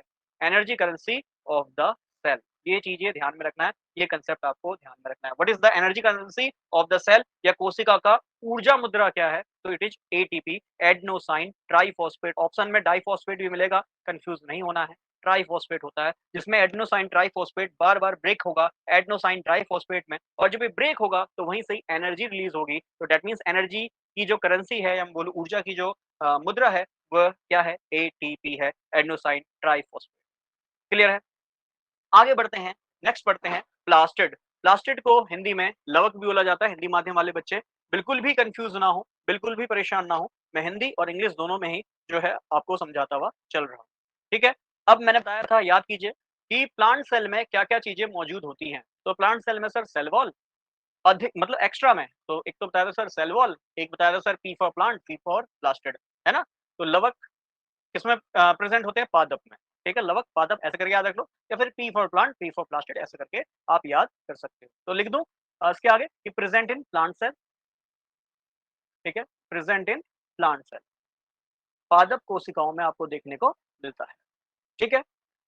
इसके अलावा ध्यान में रखना है कि प्लास्टिड के अंदर कुछ चीजें और मिलती हैं, मैं इसको ना ऐसे करके लिख देता हूँ, एक इधर लिख देता हूँ, एक इधर, ठीक है। एक प्रेजेंट होता है क्रोमोप्लास्ट, ठीक है, जिसे हम वर्णी लवक बोलते हैं हिंदी माध्यम वालों के लिए, और दूसरा होता है ल्यूकोप्लास्ट, ठीक है। ल्यूकोप्लास्ट ये मैंने अपनी ना कॉपी में इसके हिंदी वर्ड लिखे हुए हैं, एक्चुअली मेरे पास सही बताऊं तो हिंदी नहीं थी, कुछ-कुछ टर्म तो हिंदी में पता होती हैं, जैसे आप टिश्यू को ऊतक कहते हैं, है ना? और जो आपका सेल है इसको कोशिका कहते हैं, कुछ चीज़ें तो याद हैं, बट सारी चीज़ें मुझे भी याद नहीं है, तो मैंने कॉपी में जो है साइड में ये चीज़ें अपनी नोट कर रखी कि इनके हिंदी वर्ड क्या हैं, तो मैं लिख देता हूँ, वर्णी लवक है, ठीक है? तो हिंदी तो मैंने सभी की लिख रखी है लगभग, कि भई हिंदी माध्यम वाले बच्चों को कोई समस्या ना हो, ठीक है? और ये होता है अवर्णी लवक, ठीक है? ये होता है अवर्णी लवक, ठीक? तो हिंदी माध्यम वाले बच्चे कन्फ्यूज़ ना हो, थोड़ा-सा इंग्लिश माध्यम वाले बच्चों से भी कहूँगा कि अगर बीच-बीच में लगता हो कि मैं हिंदी में बोल रहा हूँ, तो आपका जो माइंड सेट है थोड़ा पॉज़ हो जाता है, तो ऐसा ना सोचें। देखो 2 क्लास लेने का टाइम मेरे पास भी नहीं है, ठीक है? तो एक ही में मैं कंटिन्यू करा रहा हूँ, तो प्लीज़ इसको जो है एक-दूसरे के लिए ऑब्वियस बात है हेल्पफुल बने, रिसोर्सफुल बने, ठीक? तो जो क्रोमोप्लास्ट देखो क्रोम, ये जो क्रोम वर्ड कहीं भी दिख जाए ना, क्रोम का मतलब ये होता है कलर। क्रोमो, गूगल क्रोम देखा होगा ना क्रोम कैसा कलर बना रहता है उसमें। तो क्रोम वर्ड जुड़ा है कलर से, ठीक है? तो एक रूट वर्ड मान सकते हो, क्रोम मतलब कलर हो गया, ठीक? तो इसीलिए इस क्रोमोप्लास्ट को हम कलर प्लास्टिड भी बोलते हैं। COLOUR कलर प्लास्टिड, ठीक है? इसको हम कलर प्लास्टिड्स भी कहते हैं। और इस कलर प्लास्टिड्स के अंदर एक चीज़ मौजूद होती है, क्लोरोफिल। बताया था ना क्लोरोफिल, ये क्या होता है? ये एक पोरफायरिन रिंग होती है, जिसके अंदर मैग्नीशियम प्रेज़ेंट होता है। ये भी क्वेश्चन बनता है कि क्लोरोफिल के अंदर कौन-सा आयन मौजूद होता है? तो सर क्लोरोफिल के अंदर मैग्नीशियम का आयन प्रेज़ेंट होता है। ये चीज़ें ध्यान में रखनी है। ऐसी हीमोग्लोबिन हमारी जो बॉडी में होता है, उसके अंदर किसका आयन प्रेज़ेंट होता है? उसमें आयरन, ऑब्वियस बात है ये तो सभी को पता है, बट जनरली क्लोरोफिल का काफ़ी बच्चों को नहीं पता होता, बेसिकली आर्ट्स वाले जो हमारे बच्चे हैं या कॉमर्स वाले बच्चे हैं, ठीक है? तो क्लोरोफिल में कौन-सा जो है मेटल प्रेज़ेंट होता है, कौन-सा धातु प्रेज़ेंट होता है? तो मैग्नीशियम +2 में होता है, और इसके चारों ओर जो रिंग होती है, उस रिंग को पोरफायरिन रिंग कहते हैं। थोड़ा-सा और अच्छे लेवल का क्वेश्चन पेपर आएगा, या अच्छे लेवल पे दे रहे हैं, तो पोरफायरिन रिंग होती है, ये भी ध्यान में रखना है, ठीक है? तो क्रोमोप्लास्ट जिसको हम जनरली कलर प्लास्टिड बोलते हैं, इसके अंदर मौजूद होता है क्लोरोफिल, ठीक है? और ये क्लोरोफिल का एक कंपोनेंट होता है जिसे हम कहते हैं स्ट्रोमा, और इसमें होता है मौजूद डीएनए। अच्छा एक चीज़ और, अब देखो यहाँ से पढ़ाते-पढ़ाते काफ़ी चीज़ें और याद आती हैं कि एक तो आपका न्यूक्लियस हो गया, न्यूक्लियस के पास खुद का डीएनए होता है, शुरू में ही मैंने आपको बता दिया। प्लास्टिड ऐसा होता है न्यूक्लियस देखो, सेल जो है उसके अंदर किस-किस के पास अगर पूछा जाए डीएनए होता है खुद का। अच्छा डीएनए की फुल फॉर्म अगर ये एग्ज़ाम में पूछी जाए तो sir deoxy ribo nucleic acid होती है। डीऑक्सी राइबो देखो पढ़ाने के लिए तो बहुत कुछ है, ठीक है? तो जो-जो याद आता रहेगा मैं बताता रहूँगा, ठीक है? छूटेगा कुछ नहीं, जो इस क्लास में छूट गया वो अगली में चला जाएगा, लगभग-लगभग सब कुछ ही आपका कवर हो जाएगा। It is called deoxy ribo nucleic acid, और आपको पता है आरएनए, आरएनए में से डीऑक्सी हटा देना, ऑक्सीजन वहाँ से हट भी जाता है, तो it is called ribo nucleic acid, ठीक है? आरएनए, डीएनए 2 ही चीज़ होती हैं। मुझे कमेंट में एक बार लिख के बताएँगे, अभी कोरोना ऑब्वियस बात है इतना चला, है ना? बहुत ज़्यादा इम्पैक्ट करा ह्यूमन लाइफ़्स को, बहुत सारी चीज़ें जो है ठप भी पड़ गई। तो कोरोना जो वायरस है, ये डीएनए वायरस है या फिर आरएनए वायरस है, ये मुझे कमेंट में ज़रूर बताइएगा, ठीक है? करंट अफेयर वाली क्लासेस में मैं आपको ये पढ़ाऊँगा, मतलब बायो में ही मैं इसको पढ़ाऊँगा, ठीक है? बट आज नहीं, किसी और क्लास में। तो ख़ैर मैंने बताया डीएनए किस-किस में मौजूद होता है, एक तो न्यूक्लियस में, ठीक है? उस सेल के अंदर न्यूक्लियस है, न्यूक्लियस में डीएनए मौजूद होता है, उसी सेल के अंदर प्लास्टिड भी मौजूद है, ठीक है? बट प्लास्टिड किसमें होता है? प्लांट सेल में। और प्लांट सेल में जो प्लास्टिड है ना, उसका खुद का डीएनए होता है, और DNA is the source of information. DNA क्यों बोल रहा हूँ? क्योंकि ये सोर्स है ऑफ इन्फॉर्मेशन, मतलब किसी भी सेल का अगर आपको इन्फॉर्मेशन चाहिए या किसी भी चीज़ का इन्फॉर्मेशन चाहिए, वो कौन देगा? वो डीएनए देगा। कौन देगा? डीएनए देगा। तो DNA is the source of information. बहुत सरल सी बात है, बहुत सरल सा फंडा है। Which one of the following is the source of information? काफ़ी बार क्वेश्चन आ चुका है, उसे हम डीएनए कहते हैं, डीऑक्सीराइबोन्यूक्लिक एसिड कहते हैं। तो टर्म्स को सुनते हुए चलिए, जो-जो मन में बातें याद आती रहेंगी, वो मैं आपको यहाँ पे बताता हुआ चलूँगा। ठीक है?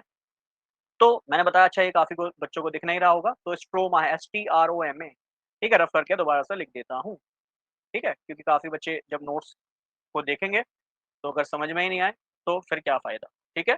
अच्छा, न्यूक्लियस में मैंने बताया डीएनए होगा, प्लास्टिड में डीएनए होगा, इसके अलावा माइटोकॉन्ड्रिया ये भी लिख लेना, है ना?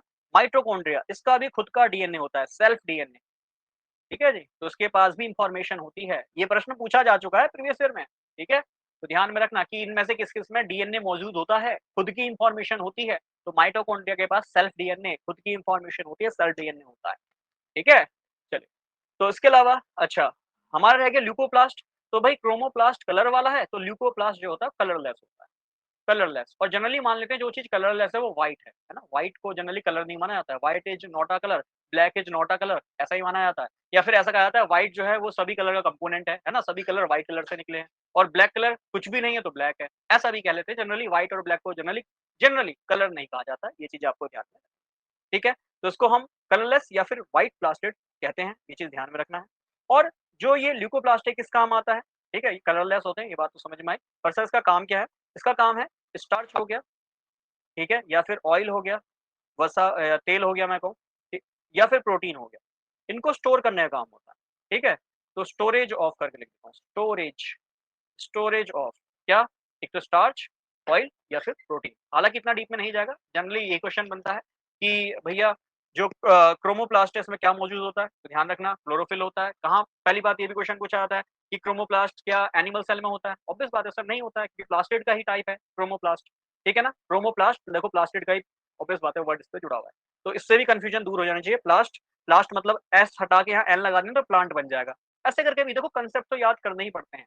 मैं इनके लिए बता रहा हूँ देखो बायो वाले बच्चे या साइंस वाले बच्चे, वो तो इनको ऑब्वियस बात है पढ़ चुके होते हैं कहीं न कहीं बेशक 9th के बाद उन्होंने किसी एग्ज़ाम की प्रिपरेशन करी होती है, तब भी उन्होंने पढ़ा होता है। समस्या किनको आती है? जो हमारे आर्ट्स वाले बच्चे हैं, कॉमर्स वाले बच्चे हैं, है ना? तो इनको बड़ी ही समस्याएँ आती हैं विज्ञान पढ़ने में। काफ़ी बच्चे तो पढ़ के नहीं आते, देखा जाएगा जय माता दी करके आएँगे, है ना? बट ऐसा नहीं करना होता, कॉम्पिटिशन बीट करना है तो उसमें भैया फाइट करनी ही पड़ेगी, ठीक? तो क्रोमोप्लास्ट, है ना? क्रोमोप्लास्ट, प्लास्ट एस हटा के एन लगा दो, इतने से ही दिमाग में बैठ जाएगा, हाँ, भाई प्लांट में है, तो दैट मीन्स प्लांट में है तो क्लोरोफिल होगा। क्लोरोफिल में कौन-सा मेटल प्रेज़ेंट होता है? मैग्नीशियम होता है। कौन-सी रिंग उसको घेर के रखती है मेटल को? तो पोरफायरिन रिंग उसको घेर के रखती है, ठीक है? फिर क्लोरोफिल में एक चीज़ होती है स्ट्रोमा, उसके अंदर डीएनए मौजूद होता है, डीऑक्सीराइबो न्यूक्लिक एसिड, डीएनए का काम होता है इन्फॉर्मेशन को स्टोर करना, ठीक है? तो नोट इट डाउन इम्पोर्टेंट बातें हैं, ध्यान में रखना। आगे बढ़ते हैं, वैक्यूल्स, ये वैक्यूल्स क्यों याद रखने हैं? मैं आपको बता देता हूँ, ज़्यादातर सेल में अगर किसी ने सबसे ज़्यादा आयतन घेरा है, मतलब सबसे ज़्यादा अगर वॉल्यूम कोई घेर रहा है, तो वो वैक्यूल्स ही हैं। कौन है? वैक्यूल्स हैं। ये लगभग-लगभग सेल में 40 से 90% तक का वॉल्यूम आयतन घेर के रखते हैं, है ना? मैं बोलूँ सेल का सबसे बड़ा कंपोनेंट क्या है? तो सेल का सबसे बड़ा कंपोनेंट वैक्यूल्स ही है, ठीक है? और इसीलिए ये बड़े साइज़ के हैं, तो इनका स्टोरेज भी ज़्यादा है। इसीलिए कहोगे कि सर ये स्टोरेज सैक की तरह काम करते हैं, अपने अंदर स्टोर करने की कोशिश करते हैं, ठीक है? अब ये भी ध्यान रखना है कि भाई एनिमल की बात करूँ या प्लांट की बात करूँ, तो मुझे बताओ ऑन एन एवरेज प्लांट बड़े होते हैं या एनिमल? अब पुराने वाले एनिमल्स को मत देखना डायनासोर्स को, अभी रिसेंट में बताइए। तो सर रिसेंट में तो प्लांट्स ही बहुत बड़े-बड़े होते हैं, प्लांट्स ही ट्री बनते हैं तो बहुत ही बड़े-बड़े होते हैं, तो बस यही ध्यान में रखना है। तो इसीलिए एनिमल सेल के जो वैक्यूल्स होते हैं, वो स्मॉल साइज़ के होते हैं और जो प्लांट सेल होते हैं, इनके जो वैक्यूल्स होते हैं लार्ज साइज़ के होते हैं, ठीक है? तो इतनी बातें हमें ध्यान में रखनी है। वैक्यूल्स वॉल्यूम ज़्यादा, तो भई इनका स्टोरेज ज़्यादा, ऐसे करके ध्यान में रखोगे। सेक्स का मतलब होता है जो खाली जगह है, ठीक है? तो इनमें खाली जगह होती है जिसमें स्टोर करते हैं बहुत सारी चीज़ों को, फूड वगैरह हो गया, है ना? तो जितनी भी मतलब मान के चलो जैसे घर में अलमारी है, क्या-क्या काम कर सकते हैं? बहुत चीज़ों का काम कर सकते हैं सर। कई अगर अलमारी आपकी किचन में है, तो ऑब्वियस बात है वो बर्तन सँभालने का काम करेगी। अलमारी कमरे में है, तो ऑब्वियस बात है हमारे कपड़े, पैसा-वैसा सब चीज़ सँभालने का काम करेगी। तो यही काम है वैक्यूल्स का, ठीक है? जिसे हम रिक्तिकाएँ कहते हैं, नाम से पता चल रहा है रिक्तिकाएँ, रिक्त जगह है, खाली जगह है। ठीक है? चलिए आगे बढ़ते हैं। नेक्स्ट जो कांसेप्ट है, ध्यान से सुनिएगा, ये पता नहीं कैसे भाई पेन चेंज हुआ, खैर। आगे जो कांसेप्ट है, ये समझना है, ये है सेल डिवीज़न, कोशिकाओं का विभाजन, ठीक है? तो किस तरीके से जो सेल हैं, ये विभाजित होती हैं, तो मैं इसको ना ऐसे 2 पार्ट में लिख देता हूँ। देखो कोशिका विभाजित होती है, ये क्यों ज़रूरी है? पहली बात तो ये समझ लो, जब तक कोशिका विभाजित नहीं होंगी तो पहली बात कोशिका अगर विभाजित नहीं होगी तो यूनिसेलुलर रह जाएगी। कैसे रह जाएगी? यूनिसेलुलर, एकक कोशिका ही रह जाएगी। क्लियर? सेल का काम ही होता है बँट जाना, खुद में बँट जाना। मतलब एक प्रिमिटिव सेल होगी, वही सेल अलग-अलग पार्ट्स में बढ़ती है। फिर वो 2 सेल, फिर ये सेल, फिर अलग 2 पार्ट में बँट जाएगी, फिर ये सेल ऐसे ही आगे 2 पार्ट में, ऐसे ही ये सेल फिर 2 पार्ट में, ये वाली भी 2 पार्ट में। मतलब जब तक सेल बटेंगी नहीं, जब तक, है ना, जीवन प्रणाली आगे नहीं बढ़ेगी, ठीक है? जिसको हम ओरिजिन थ्योरी भी बोल सकते हैं, ठीक है? तो भाई कोई भी सेल है, जब तक वो बटेगी नहीं, उसका विभाजन नहीं होगा, उसका डिवीज़न नहीं होगा, तो भाई जो जीवन है ना, वो आगे नहीं बढ़ेगा। तो यूनिसेल्युलर है कोई भी चीज़, ऑब्वियस बात है अगर उसे मल्टी सेल्युलर बननी है, और ऑब्वियस बात है प्लांट, एनिमल सब कुछ मल्टी सेल्युलर होते हैं, ठीक? तो मल्टी सेल्युलर बनना है, तो सेल का डिवीज़न होना, कोशिका का विभाजन होना ज़रूरी है। तो कोशिका का जो विभाजन होता है, इसको 2 पार्ट्स में बाँटा जाता है। एक है मिटोसिस, ठीक है? जिसे हम बोलते हैं समसूत्री। अब ये समसूत्री हिंदी वाले माध्यम वाले बच्चों के लिए ना थोड़ा-सा आसान पड़ जाता है। कैसे पड़ जाता है ये बताता हूँ। दूसरा जो होता है इसे हम कहते हैं मियोसिस, ठीक है? अगर आपके एग्ज़ाम में paper question paper Hindi English दोनों में आता है ना, तो हिंदी में भी ज़रूर देखिएगा। क्योंकि काफ़ी चीज़ें जो है ना हमें हिंदी से भी समझ में आ जाती है, और काफ़ी ऑप्शन जो है हम हिंदी से भी लगा लेते हैं। तो अगर इंग्लिश में ना समझ में आए, हिंदी में एक बार ज़रूर देखिएगा। कोई भी टॉपिक हो, चाहे आपका जनरल साइंस है, कोई भी टॉपिक है, मुझे लगता है कि कहीं न कहीं, कुछ न कुछ हमें हिंट तो मिल जाता है, ठीक? तो मिटोसिस में होता क्या है कि एक आपकी ना पेरेंट सेल होगी, जिसको हम मदर सेल भी कह देते हैं, ठीक है? मदर सेल, ठीक है? ये क्या होती है, 2 सेल में देखो डिवाइज़न, सेल का डिवीज़न पढ़ रहे हैं ना, विभाजन, तो ये 2 पार्ट्स में टूट जाएगी, और जो ये 2 पार्ट्स वाली सेल बनी, इनको हम डॉटर सेल बोलते हैं, ठीक है? डॉटर सेल बोलते हैं, नाम पता चल रहा है भाई, मदर है, उनसे जनरेट हुई है, तो इनको डॉटर सेल हम कह रहे हैं। क्लियर? अब ध्यान में रखना है कि इसे हम समसूत्री बोल रहे हैं। सूत्र मतलब यहाँ पे क्रोमोसोम हो गया, है ना? सूत्र मतलब क्रोमोसोम हो गया। तो अगर मैं बात करूँ मदर सेल और डॉटर सेल, अगर मिटोसिस हो रहा है, समसूत्री हैं, मतलब मदर और डॉटर पे इक्वल अमाउंट ऑफ क्रोमोसोम होंगे, ठीक है? तो क्रोमोसोम जो है, क्रोमोसोम वो क्या होंगे? Is in equal amount, is in equal amount, बराबर अमाउंट में होंगे। किसमें? मदर और डॉटर दोनों में। मतलब सेल डिवीज़न से पहले और सेल डिवीज़न के बाद। जो 1 मिनट दीजिएगा। हाँ, सेल डिवीज़न से पहले DAUGHTER, ठीक है?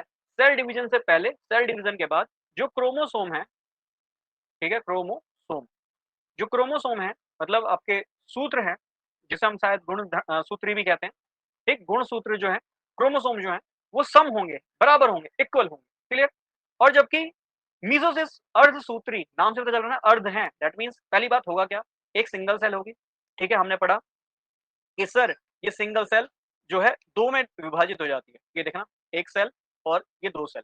बट अगर ये आगे भी विभाजित हो जाए, तो इसी को हम बोलते हैं मियोसिस। पहली बात ध्यान से सुनना, हमने बोला कि सर एक सिंगल सेल है, अगर ये 2 सेल में चली गई, तो इट इज़ कॉल्ड मिटोसिस। यहाँ पे जो क्रोमोसोम है, इसकी मात्रा मदर सेल और डॉटर सेल दोनों में ही बराबर होगी। बट मियोसिस जिसमें अर्धसूत्री है, इसमें पहली बात एक सिंगल सेल 2 सेल में टूटेंगी, बट जब ये 2 सेल आगे 2 सेल में टूटेंगी, तो हमें ध्यान में रखना है क्रोमोसोम्स अर्ध हो जाएँगे, आधे हो जाएँगे। कैसे हो जाएँगे? सर आधे हो जाएँगे क्योंकि अर्धसूत्री है। क्रोमोसोम कितने हो जाएँगे सर? आधे हो जाएँगे। दैट मीन्स जितने क्रोमोसोम मदर में होंगे, उसके केवल आधे ही डॉटर में होंगे। कांसेप्ट समझ में आया? हाँ जी सर, बिल्कुल समझ में आया, तो बहुत ही सरल सी बात। क्लियर है? It is very simple thing. बहुत, बहुत, बहुत सरल सी बात है सर ये तो। बहुत ही सरल सी बात है और चुटकी बजाते ही हमें समझ में आ गया। अर्धसूत्री हिंदी से ही हमें जो है थोड़ा-सा दिमाग में हमें हिंट मिल जाएगा, और हिंट मिल जाएगा तो हमारा काम बन जाएगा। क्लियर? अर्धसूत्री गुण सूत्र कहते हैं आई थिंक क्रोमोसोम को, ठीक है? हिंदी में, जहाँ तक मुझे परफेक्ट याद नहीं है, बट हिंदी माध्यम वाले एक बार कमेंट में ज़रूर बताइएगा। मेरे इस चीज़ को बिल्कुल ठीक कीजिएगा, ठीक? तो क्रोमोसोम गुणसूत्र जो होते हैं, मदर के आधे होंगे, इसलिए हम इसको मियोसिस अर्धसूत्री कहते हैं। कब तक चलेगा कि भई ये आपकी, अच्छा, जब मेसोसिस करेंगे तो मदर सेल कौन-सी होंगी? सर जो सेकंड टाइम जनरेट हुई हैं, मतलब फर्स्ट टाइम जनरेट हुई हैं मदर सेल, और जो बाद में जनरेट हुई हैं सर, ये है डॉटर सेल, है ना? काफ़ी लोगों को अगर कन्फ्यूजन है, तो वो भी अब क्लियर हो गया होगा। ठीक? तो चलिए आगे बढ़ते हैं। टिश्यूज़, ऊतक।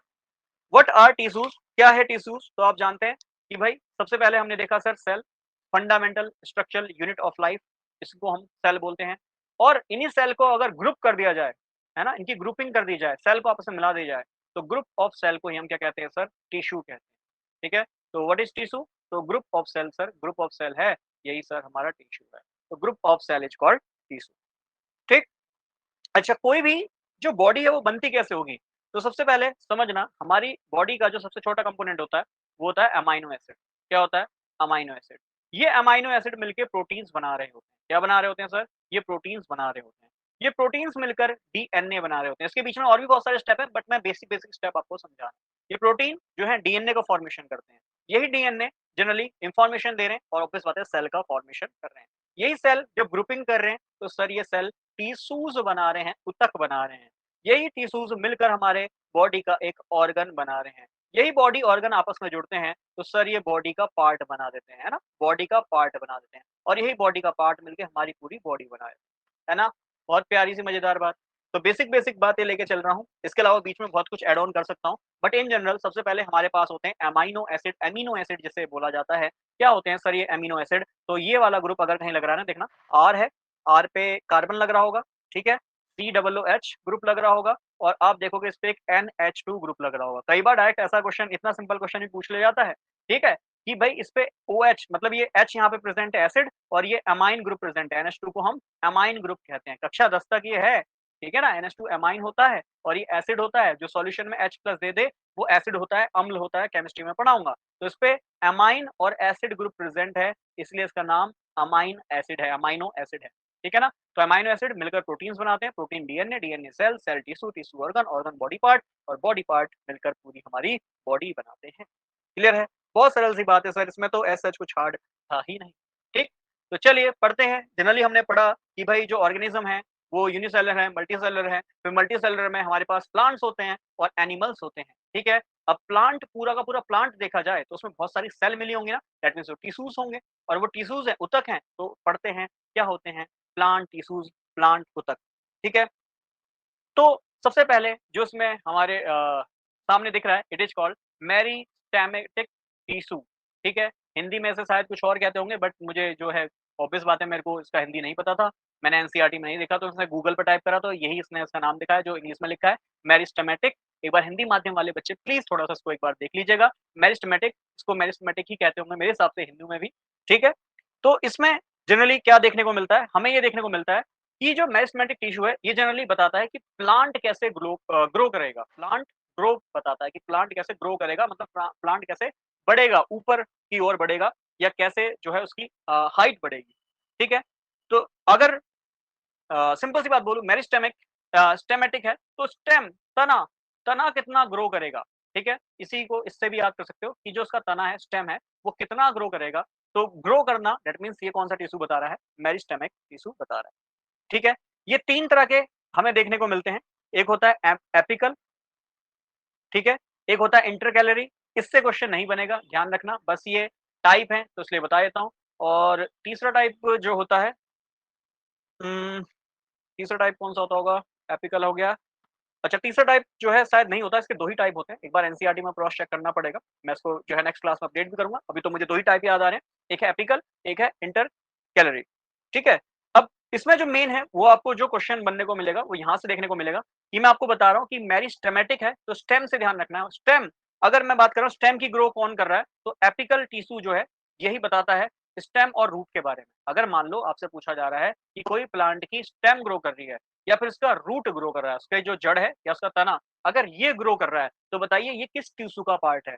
तो अगर ऑप्शन में मेरिस्टेमेटिक टिश्यू मिलता है, अच्छी बात है, नहीं मिलेगा तो उसकी जगह एपिकल टिश्यू तो ज़रूर मिलेगा, एपिकल ऊतक तो ज़रूर मिलेगा। ये चीज़ आपको बस ध्यान में रखनी है। फिर से बता रहा हूँ, क्वेश्चन कहाँ से बनेगा? क्वेश्चन बनेगा एपिकल से ही। क्यों? क्योंकि बस इतना ही पूछना चाहेगा कि बताओ अगर प्लांट की स्टेम या फिर रूट बढ़ रही है, प्लांट ग्रो कर रहा है, तो बताओ वो किस टिश्यू का पार्ट है, किस जो है ऊतक का पार्ट है?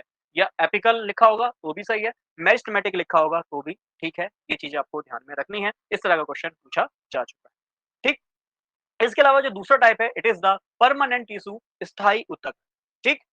तो स्थायी ऊतक जो होता है, ऑब्वियस बात है, नाम से पता चल रहा है परमानेंट है, तो जो प्लांट को परमानेंट शेप मिलेगी, परमानेंट साइज मिलेगा, उसका जो परमानेंट जगह जितनी घेरेगा, ठीक है? ये कौन बताएगा? परमानेंट टिश्यू बताएगा। नाम से चल रहा है परमानेंट है, परमानेंट प्लांट का कैसा शेप होगा, साइज होगा, आपने देखा होगा डिफरेंट प्लांट की डिफरेंट शेप, डिफरेंट साइज होता है। ये सब कौन बताता है? परमानेंट टिश्यू बताता है। ये बहुत सरल सी बात है। बट इस परमानेंट टिश्यू में एक चीज़ है, इसको नाम से ध्यान रखना, इट इज़ कॉल्ड डिफरेंशिएशन। और ये डिफरेंशिएशन मैथमेटिक्स में भी होता है ना?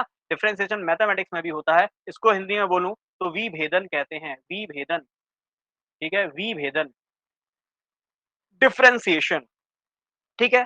ये डिफरेंशिएशन का मतलब ही है कि जो प्लांट का परमानेंट साइज है, ठीक है? परमानेंट साइज है, शेप है या उसका कोई भी परमानेंट फंक्शन है, ये सब कौन निर्धारित करेगा? ये सब उसका स्थायी ऊतक, है ना? जो कि परमानेंट टिश्यू है, यह सब बताएगा। ठीक? अब ये जो परमानेंट टिश्यू है, इसको मैं 2 पार्ट्स में बाँट सकता हूँ। आई थिंक अगली स्लाइड में मैंने लिखा भी होगा। हाँ जी, परमानेंट टिश्यू है, इसको मैं 2 पार्ट्स में बाँट सकता हूँ। पहला है सिंपल परमानेंट टिश्यू, सरल स्थायी ऊतक, और दूसरा है कॉम्प्लेक्स परमानेंट टिश्यू, जटिल स्थायी ऊतक। ठीक है? तो सबसे पहले मैं सिंपल परमानेंट टिश्यू इसको पढ़ाता हूँ। इसको मैं ना 3 पार्ट्स में ब्रेक कर देता हूँ। ठीक है? 3 पार्ट्स में मैं इसको ब्रेक कर देता हूँ। सबसे पहला जो है सिंपल परमानेंट टिश्यू, इसका जो टाइप है, पहला क्वेश्चन तो यही बनता है कि इसमें बस से कौन-सा सिंपल परमानेंट टिश्यू है। तो पहला है पैरेन्काइमा, ठीक है? जिसको हम कहते हैं मृदु ऊतक, मृदु ऊतक। तो इसमें ही छुप गया है ये तो मृदु ऊतक इसे कहा जाता है, ठीक है?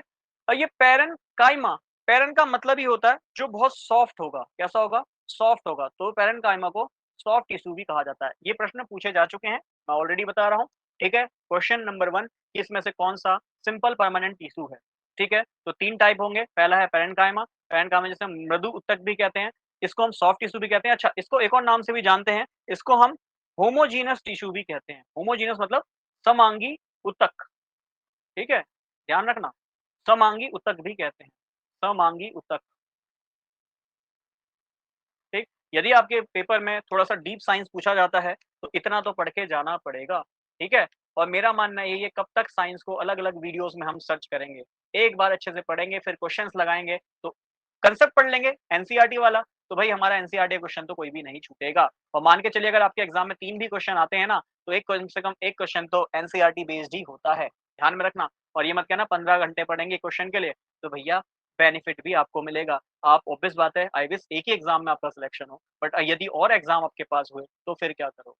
तो इसलिए मैं कह रहा हूँ, एक ही बार पढ़ो, अच्छे से पढ़ो और फिर बस क्वेश्चन्स लगाओ और जो आपके नोट्स हैं, इनको बस रिवाइज़ कर लो, इतना काफ़ी है, ठीक है? तो जो समांगी ऊतक है, ऊतक है, ठीक? या फिर आपका मैं बोलूँ पैरेन्काइमा है, अगर मैं इसकी बात करूँ, तो आपको मैंने बताया ये एक सॉफ्ट टिश्यू होता है और इसका काम जनरली फूड को स्टोर करने का होता है। तो मैं लिख दूँ स्टोरेज ऑफ, ठीक? स्टोरेज ऑफ फूड, खाने को स्टोर करने का काम, ठीक है? दूसरा जो है इट इज़ कॉल्ड क्लोरेन्काइमा, ठीक है? काइमा। ये जो क्लोरेन्काइमा है ना, जैसे क्लोरो वर्ड जुड़ जाए, क्लोर वर्ड जुड़ जाए, ठीक?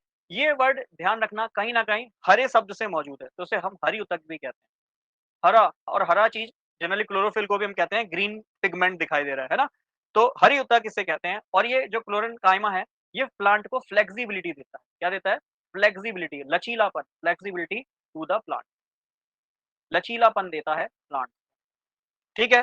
थर्ड जो है वो है स्क्लेरेन्काइमा, स्क्लेरेन्काइमा, ठीक है? और इसको हम बोलते हैं दृढ़ ऊतक या फिर दृढ़ ऊतक या कठोर ऊतक भी बोल सकता हूँ। दृढ़ ऊतक, दृढ़, स्क्लेरन का मतलब ये हार्ड, है ना? कठोर है, दृढ़ है, हार्ड, ठीक है? और कायमा का मतलब ये होता है टिश्यू, हार्ड टिश्यू है, ठीक है?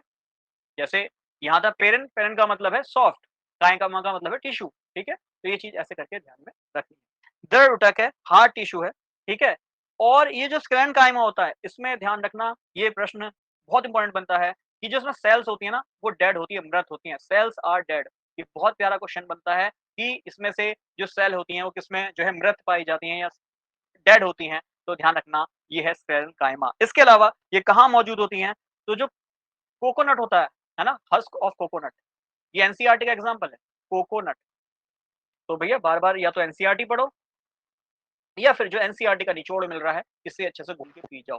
कोकोनट का जो हस्क होता है, जो उसकी झाड़ होती है ना बाहर वाली, ठीक है? जिससे जूट वगैरह आपने देखा होगा, जूट वगैरह में भी जो ये सब जूट तो हालाँकि अलग ठेंगे, बट आपने देखा होगा जूट की तरह जो चटाई वगैरह बनती है कोकोनट से, वो उसके हस्क से ही बनती है। और वो हस्क क्या है? स्केलेटन कायमा है, हार्ड टिश्यू है, ठीक है? और उसमें जो सेल्स होंगी वो कैसी होती हैं? मृत होती हैं। ये चीज़ आपको ध्यान में रखनी है। Next is complex permanent tissue, जटिल स्थायी ऊतक, ठीक? और ये कॉम्प्लेक्स हैं, तो इसलिए क्या होगा, यहाँ पे ना एक से अधिक आपको सेल देखने को मिलेंगे। हो सकता है उसके अंदर पैरेन्काइमा, क्लोरेन्काइमा एक साथ देखने को मिले, हो सकता है तीनों ही देखने को मिले। जटिल है ना, तो जटिल का मतलब उसमें तीनों ही एक साथ देखने को मिल सकते हैं, ठीक है?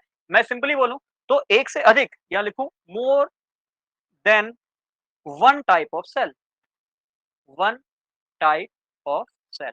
एक से अधिक टाइप की आपको सेल देखने को मिलेंगी। जैसे फॉर एग्जांपल प्लांट के लिए आपने पढ़ा है जाइलम एंड फ्लोएम, है ना? बहुत इंपॉर्टेंट पार्ट है जाइलम और फ्लोएम। जाइलम ट्रांसफर करता है प्लांट में वाटर और मिनरल, फ्लोएम ट्रांसफर करता है प्लांट में फूड। क्वेश्चन पूछे जा चुके हैं, ये बहुत सिंपल क्वेश्चन है और प्रीवियस से उठा के देखना, बहुत सारे एग्जाम में देखने को मिलेगा जाइलम और फ्लोएम। जाइलम क्यों? आप ये मत सोचो, देखो लैब असिस्टेंट वाले बच्चे भी इसको देख रहे होंगे, उनको लग रहा हो क्या है ये तो बहुत ही आसान है। जिनके पास बायो होगी वो तो बेसिकली कह रहे होंगे इस बात को बहुत ही आसान है। केमिस्ट्री वाले बच्चे जब होंगे, केमिस्ट्री का वीडियो देख रहे होंगे बहुत आसान है, फिजिक्स वाले भी सेम वहाँ पे कह रहे होंगे। बट समझ के देखिए आर्ट्स वाला बच्चा जिसने ये टॉपिक शायद क्लास 9th के बाद नहीं पढ़ा है, कहाँ याद करेगा? तो ऑब्वियस बात है, कंपटीशन है तो सबका है ना? तो मान लीजिए जो आपका ईओ, एओ का एग्जाम है या आरओ, एआरओ का है, वो तो सभी के लिए बराबर लेवल पे रखा जाएगा। कुछ क्वेश्चन बेसिक साइंस का आपको आसान लगेंगे, तो ऑब्वियस बात है आर्ट्स वालों को जो पॉलिटी वाले क्वेश्चन आएँगे, ज्योग्राफी वाले आएँगे, वो आसान लगेंगे, है ना? तो ऑब्वियस बात है कहीं न कहीं पेपर तो बैलेंस होता है, ठीक है? तो कॉम्प्लेक्स परमानेंट टिश्यू के एग्जाम्पल क्या है? जाइलम और फ्लोएम हैं, ठीक है? चलिए, एक चीज़ और बड़ी याद रखनी है आपको, ट्रांसपिरेशन, ये भी प्रीवियस ईयर में पूछा जा चुका है, जिसे हम वाष्पोत्सर्जन कहते हैं। होता क्या है कि पानी का जो लॉस होता है प्लांट्स में से जो पानी का लॉस होता है, डायरेक्ट पूछा गया है, loss of water in plant through stomata is called transpiration, पूछा जा चुका है, प्रीवियस ईयर का क्वेश्चन है। तो loss of water in the form of water vapour, ठीक है? जो आपका जल वाष्प है, अगर इसकी फॉर्म में पानी अगर निकल जाए स्टोमेटा से, अच्छा स्टोमेटा क्या होता है? ये भी ध्यान में रखना, ये भी पूछा जा चुका है कि जो किडनी सेप है ना, किडनी सेप ये जो मौजूद होता है, इसी को हम स्टोमेटा कहते हैं। पूछा गया स्टोमेटा की शेप कैसी होती है? तो किडनी शेप होती है, ये भी ध्यान में रखना, ठीक है? तो इस तरह का जो मौजूद होता है इट इज़ कॉल्ड स्टोमेटा और यहाँ पे जनरली क्या काम करता है? ये गैसेस को एक्सचेंज करने का काम करता है, ठीक है? गैसेस एक्सचेंज करने का काम करता है, ये भी ज़रा ध्यान में रखना, ठीक? चलिए, तो इसी या गैस एक्सचेंज कह सकते हैं, वाटर मॉलिक्यूल भी कह सकते हैं, क्योंकि भई वाटर भी तो एक्सचेंज कर रहा है ना, तो वाटर मॉलिक्यूल को भी एक्सचेंज कर सकता है। ठीक है? तो लॉस ऑफ वाटर मॉलिक्यूल को हम ट्रांसपिरेशन कहते हैं, वाष्पोत्सर्जन कहते हैं, ध्यान में रखना। फिर जाइलम बता चुका हूँ, to transport water and mineral vertically, मतलब वर्टिकल मतलब नीचे से ऊपर की ओर या फिर ऊपर से नीचे की ओर, ठीक है? तो पानी अगर ट्रांसफर हो रहा है, तो वो जाइलम के द्वारा होगा और यदि फूड ट्रांसफर हो रहा है, कहाँ से? पत्तियों से प्लांट के हर पार्ट में, उसे हम कहेंगे फ्लोएम, ठीक है? तो xylem for water, phloem for food, phloem obvious ऐसे करके याद कर सकता हूँ, फॉर मतलब फ्लोएम और फॉर मतलब फूड, ठीक है? हिंदी में भोजन याद कर सकते हो, अच्छी बात है, नहीं तो फॉर मतलब फ्लोएम ऐसे करके याद कर सकते हो और कहीं न कहीं देखो बनाना तो पड़ेगा ही। एग्ज़ाम में बड़ी कन्फ्यूज़न होती है, अभी पढ़ रहे हैं तो याद भी आ रहा है, एग्ज़ाम में ना याद नहीं आता है, कन्फ्यूज़न याद आती है उस टाइम पे कि जाइलम प्लांट वाटर था या फूड था, है ना? तो फ्लोएम फो मतलब फूड ऐसे करके याद कर सकते हो। ठीक है? हिंदी में प्रोनाउंस कर रहे हो वो मतलब ठीक? तो ऐसे करके याद करिए। हालाँकि मैं पर्सनली बोलूँ तो मैं भी ऐसे ही याद करता हूँ काफ़ी सारी चीज़ों को, कि कन्फ्यूज़न बचे ही ना किसी भी तरीके से मेरे दिमाग में, ठीक है?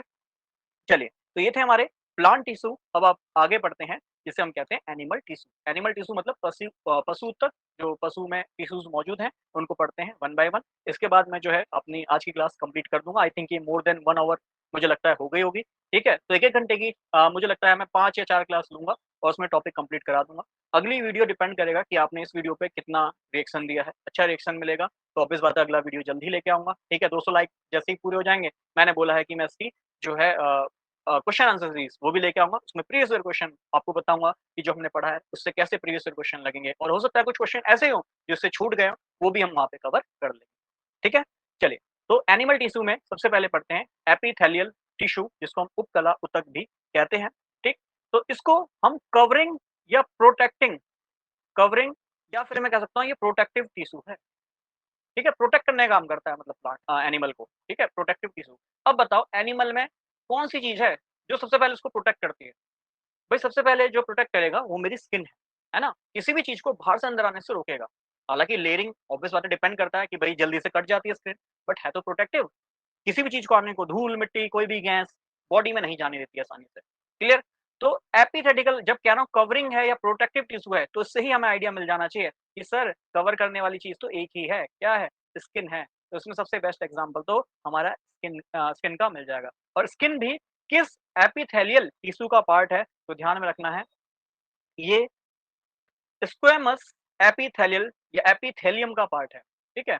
एपिथेलियल कह देता हूँ या थैलियम लिख देता हूँ चलो, एपिथेलियम का पार्ट है, जो मुझे याद आ रहा है, स्क्वेमस एपिथेलियम का पार्ट है स्किन। तो एपिथेलियम उपकला मतलब ऊपर की ओर क्या है? स्किन है, ऐसे करके भी याद कर सकते हो, ठीक है? एपिथेल क्या है? कवरिंग या प्रोटेक्टिंग टिश्यू है, दैट मीन्स क्या होगा? स्किन होगा। इसके अलावा आपने देखा होगा हमारे मुँह के अंदर की जो बाहर की कवरिंग है, समझे? मुँह के अंदर जो उसके ऑब्वियस बात है जीभ के इधर बगल वाली जो पूरा पोर्शन है, ठीक है? वो भी सेम एपिथेलियल टिश्यू से बना होता है। मतलब ऑब्वियस बात है, वो भी ऐसा नहीं है ना कि भई गाल के अंदर कोई भी खाना चला गया, ऐसा तो नहीं होता, ठीक? तो ऐसे इसको समझ सकते हैं। ऐसे ही ओसोफेगस, ठीक है? ओसोफेगस, ओसोफेगस क्या होता है? ओसोफेगस आपका फूड पाइप होता है, भोजन नली जो होती है, उसको ओसोफेगस कहा जा रहा है, ठीक है? तो ये भी किसका टाइप है? ये भी एपिथेलियल टिश्यू का है। ऐसा तो नहीं है भोजन गले में जा रहा है तो रिस्क के वो अंदर चला जाता है, नहीं जाता है, एक तरह का प्रोटेक्टिंग कवरिंग या मैं बोलूँ वहाँ पे आपको देखने को मिलता है, ठीक? इसके अलावा जो नेक्स्ट है, सेकंड है कनेक्टिव टिश्यू, संयोजी ऊतक। इसमें वेरी इंपॉर्टेंट है, सबसे ज़्यादा बार एग्ज़ाम में पूछे जाने वाला क्वेश्चन कि ब्लड कैसा टिश्यू है? इनमें से कौन-सा है कनेक्टिव टिश्यू है या ब्लड कैसा टिश्यू है? कनेक्टिव है, एपिथेलियल है, इसके अलावा मस्कुलर टिश्यू है या फिर नर्वस टिश्यू है ना? कुछ भी क्वेश्चन जो है आपको वहाँ पे दे सकता है और ब्लड से तो न जाने कितनी बार ये क्वेश्चन पूछा गया है, ठीक है? तो मैंने बताया ब्लड कैसा टिश्यू है? सर ब्लड एक कनेक्टिव टिश्यू है। इसके अलावा मुझे और टिश्यू बता सकते हो जो कनेक्टिव है? बिल्कुल बता सकते हैं। सर बोन, हड्डियाँ आपस में जुड़ी हुई है ना, कनेक्टिव टिश्यू है ना? हाँ जी, बिल्कुल कनेक्टिव टिश्यू है। बोन में जो कनेक्टिव टिश्यू का पार्ट करते हैं वो होते हैं लिगामेंट। तो लिगामेंट्स को उसके मैं टिश्यू कहता हूँ और आपने सुना होगा काफ़ी लोगों के लिगामेंट रप्चर हो जाता है। काफ़ी दिनों बाद मेहनत कर रहे हैं, है ना? काफ़ी दिनों बाद जिम गए हैं, तो जिम जाने से एक तो लैक्टिक एसिड जमा हो जाता है, उसकी वजह से दर्द होता है और कई बार हम ज़्यादा भारी वज़न उठा लेते हैं कि भैया अगले दिन शादी है और आज जो है डंबल मार के जाएँगे और बढ़िया से डोले-शोले बना लेंगे कि दिन में, है ना? एक तो लैक्टिक एसिड जमेगा, साथ में भारी वज़न उठाने की वजह से लिगामेंट रप्चर भी हो सकता है। पता चला कोई जो कनेक्टिंग पॉइंट है, लिगामेंट जो है, वही टूट गया, है ना? या फिर अपनी जगह से हिल गया या फिर उसमें कोई छेद हो गया, तो इस तरीके देखने को मिलता है, ठीक? तो सबसे पहले ब्लड की मैं बात करूँ, तो आप सभी को पता है ब्लड जनरली बना होता है डब्ल्यूबीसी व्हाइट ब्लड सेल, है ना? आरबीसी रेड ब्लड सेल या इसको हम कॉर्पस्क्यूल्स भी कहते हैं और तीसरी चीज़ होती है प्लाज़्मा और सबसे ज़्यादा अगर ब्लड में मौजूद है, तो वो प्लाज़्मा ही मौजूद होता है। आरबीसी थोड़ा कम अमाउंट में, डब्ल्यूबीसी सबसे कम अमाउंट में ब्लड में मौजूद होता है। It is called white blood cell, I think श्वेत क्या कहते हैं? खून रक्तिका, है ना? इसे लाल खून रक्तिका कहते हैं आई थिंक और ये प्लाज़्मा है, प्लाज़्मा को प्लाज़्मा ही हिंदी में और इंग्लिश में दोनों में यही कहा जाता है। क्लियर? अच्छा एक प्रश्न और बड़ा इम्पोर्टेंट बनता है, हालाँकि मैं करंट अफेयर में बाद में आपको पढ़ाऊँगा। अगर किसी की बॉडी में मान लीजिए डब्ल्यूबीसी की कमी हो जाती है, व्हाइट ब्लड कॉर्पस्क्यूल्स की कमी हो जाती है, तो वहाँ पे एक बीमारी और होती है, ध्यान में रखना है, इसे हम ल्यूकीमिया कहते हैं, ल्यूकीमिया, ठीक है? काफ़ी लोग इसे सिंपली ब्लड कैंसर नाम से भी जानते हैं। ब्लड कैंसर नाम से भी जानते हैं। बट ये किसकी वजह से होता है? अगर ब्लड में जो है डब्ल्यूबीसी व्हाइट ब्लड सेल की कमी हो जाए तो ल्यूकीमिया या फिर ब्लड कैंसर हो सकता है। और आपने देखा होगा बहुत सारे एक रेसलर भी हैं आई थिंक रोमन रेंस करके उनका नाम था। कुछ टाइम पहले मैंने न्यूज़ में पढ़ा था। कुछ टाइम का मतलब तो बहुत टाइम हो गया आई थिंक रिकवर भी कर गए हैं। तो उनको ब्लड कैंसर वगैरह था, है ना? ऐसे बहुत सारे जो है फेमस काफ़ी मैंने देखा है पर्सन्स को ब्लड कैंसर वगैरह की प्रॉब्लम रहती है, ल्यूकीमिया की प्रॉब्लम रहती है। ठीक है? मेबी खान-पान की वजह से ये प्रॉब्लम रहती है। ठीक? चलिए। इसके बाद नेक्स्ट है मस्कुलर टिश्यू। मस्कुलर नाम से पता चल रहा है मतलब मसल्स बनी हैं, क्या बनी है? मसल्स बनी है, ठीक है? जितनी भी हमारी मसल्स हैं, वो मस्कुलर टिश्यू से बनी है और ये जो मसल बनी होती है, ये मस्कुलर फाइबर से बनी होती है। जो लोग नॉन-वेज वगैरह खाते हैं, उन्होंने ये ज़रूर देखा होगा कि जब नॉन-वेज वगैरह पकता है, तो कैसे उसके अंदर रेशे भी मौजूद होते हैं। आई थिंक जैसे कि वीडियोज़ वगैरह में देखने को मिलता है कि जो बोनलेस मीट वगैरह आता है, तो उसमें कैसे फाइबर्स जो है निकले रहते हैं। दैट मीन्स वो कहीं न कहीं मस्कुलर फाइबर्स ही देखने को मिलते हैं। ठीक है? तो ये जो मस्कुलर फाइबर्स हैं, इसको अगर मैं देखना चाहूँ, इसको भी मैं 3 पार्ट्स में बाँट सकता हूँ। जनरली देखो अब तक जो पढ़ रहे हैं उसको सबको ही 3-3 पार्ट्स में बाँट रहे हैं। तो हाँ, इसको भी मैं 3 पार्ट्स में बाँट सकता हूँ। एक है स्ट्रेटेड मसल, स्ट्रेटेड मसल्स, ये वर्ड स्ट्रेट से ही बना है, स्ट्रेटेड मसल। इस स्ट्रेटेड मसल को हम ऐसे समझ सकते हैं कि ये हड्डियाँ जैसे सीधी है ना, तो ये बिल्कुल हड्डियों से ही जुड़ी हुई सीधी-सीधी मसल्स हैं, ठीक है? इसलिए इसको हम स्केलेटल मसल भी कहते हैं, ढाँचा वाले मसल, है ना? ढाँचा वाले मांसपेशी भी कह सकते हैं, स्केलेटल मसल। सिंपल है, नाम से समझ में आ रहा है कि हाँ सर, मस्कुलर फाइबर हैं, इसके 3 पार्ट्स हो सकते हैं। स्ट्रेटेड फाइबर कह सकता हूँ या स्ट्रेटेड मसल भी कह सकता हूँ। स्ट्रेट का मतलब है जैसे हड्डियाँ हमारी स्ट्रेट हैं, ऐसे ये मसल भी उसी के रिस्पेक्ट में मांसपेशी उसी के रिस्पेक्ट में सीधी हैं, स्ट्रेट हैं।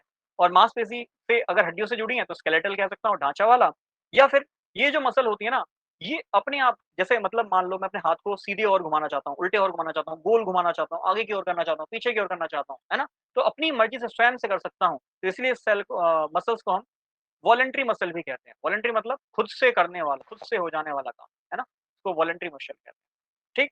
इसके अलावा दूसरा जो है, ये है स्मूथ मसल, नाम से तो चल रहा है बहुत स्मूथ है ये, ठीक है? स्मूथ मसल है। इतना स्मूथ है कि मतलब हाथ लगाने से भी ना काफ़ी दिक्कतें हो सकती हैं, अगर जिस बॉडी के पार्ट में स्मूथ मसल है, तो बड़ी ही प्रॉब्लम हो सकती है। एग्ज़ाम्पल के तौर पे बताऊँ?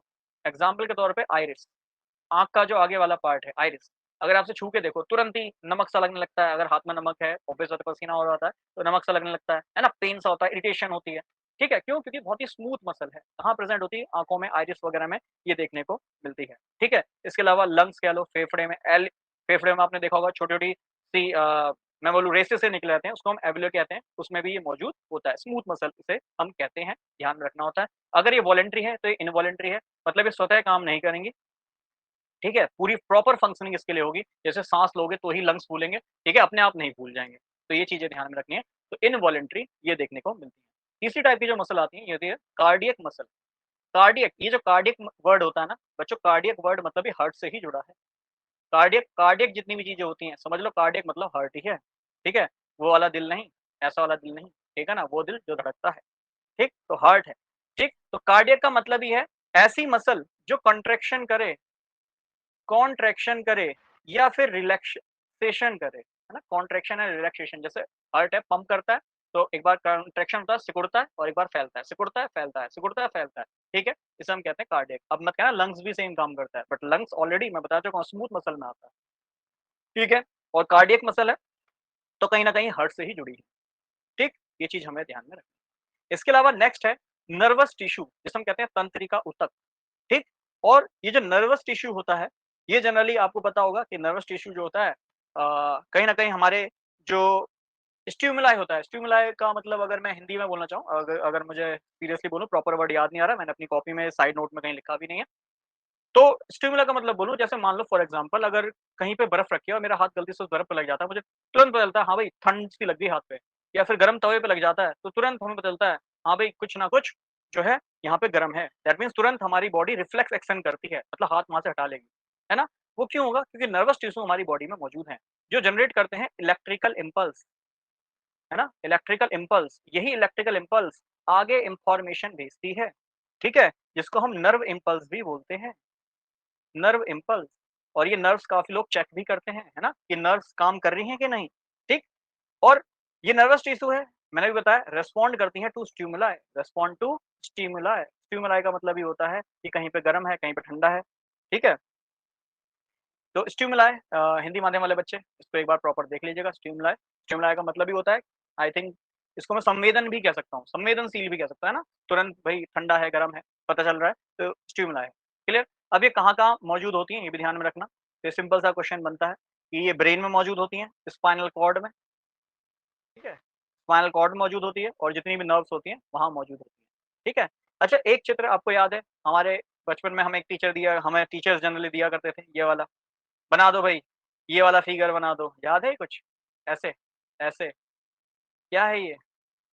कह रहे हो सर बहुत बेकार सा तो डायग्राम आप बना रहे हो, कैसे बताएँ? ठीक है, कुछ-कुछ याद आया? ऐसे करके, ऐसे करके आगे ये जुड़ा रहता था, ठीक है? फिर इसके इधर नर्व एंड होते थे, है ना? It is the nerve and, फिर यहाँ पे ऐसे करके जुड़ा रहता था। ये क्या है? ये सर नर्व सेल है, ये क्या है? नर्व सेल है, यहाँ पे ऐसे एक्सोइम्स लिखा रहता था, एक्सोम्स, है ना? ये जो होती हैं रेसेस से, इसको हम डेंड्राइट्स कहते हैं, डेंड्राइट्स, ठीक है? और ये इसका नर्व एंड है, ठीक है? मतलब ये ऐसी नर्व सेल आगे दूसरी नर्व सेल से जुड़ा होगा, वहाँ से एक इलेक्ट्रिकल इम्पल्स आएगा, ये इस वाली नर्व सेल में जाएगा, फिर ये यहाँ से आगे जाएगा, यहाँ नर्व एंड से फिर ये दूसरी सेल को देगा, तीसरी सेल को, इसी तरीके से ये जो इलेक्ट्रिकल इम्पल्स जनरेट हुआ है, नर्व इम्पल्स जनरेट हुआ है, ये बॉडी के एक पार्ट से दूसरे पार्ट तक पहुँचता है ना? तो ये आपकी नर्व टिश्यू ठीक है? नर्व टिश्यू, न्यूरॉन्स जिसे आपने पढ़ा होगा, है ना? न्यूरॉन एक्सॉन्स, डेंड्राइट, ये सब कांसेप्ट आपने पढ़ा है, ठीक है? और ये डायग्राम मुझे लगता है कि पर्सनली अगर मैं बोलूँ, हर टीचर ने हमें ये दिया होता है कि ये डायग्राम बना के लाना, ठीक है? तो ये जो नर्व टिश्यू है, इसमें जो हमारी नर्व सेल है, ये नर्व सेल का ही डायग्राम है, टिश्यू नहीं लिखूँगा, सिर्फ नर्व सेल लिखूँगा, ठीक है? और नर्व सेल जो होता है, एक क्वेश्चन और, नर्व सेल जो है बॉडी की जो है लार्जेस्ट सेल होती है, ठीक है? Nerve cell is the largest cell, ठीक? चलिए, तो आज की क्लास को इतना ही रखता हूँ।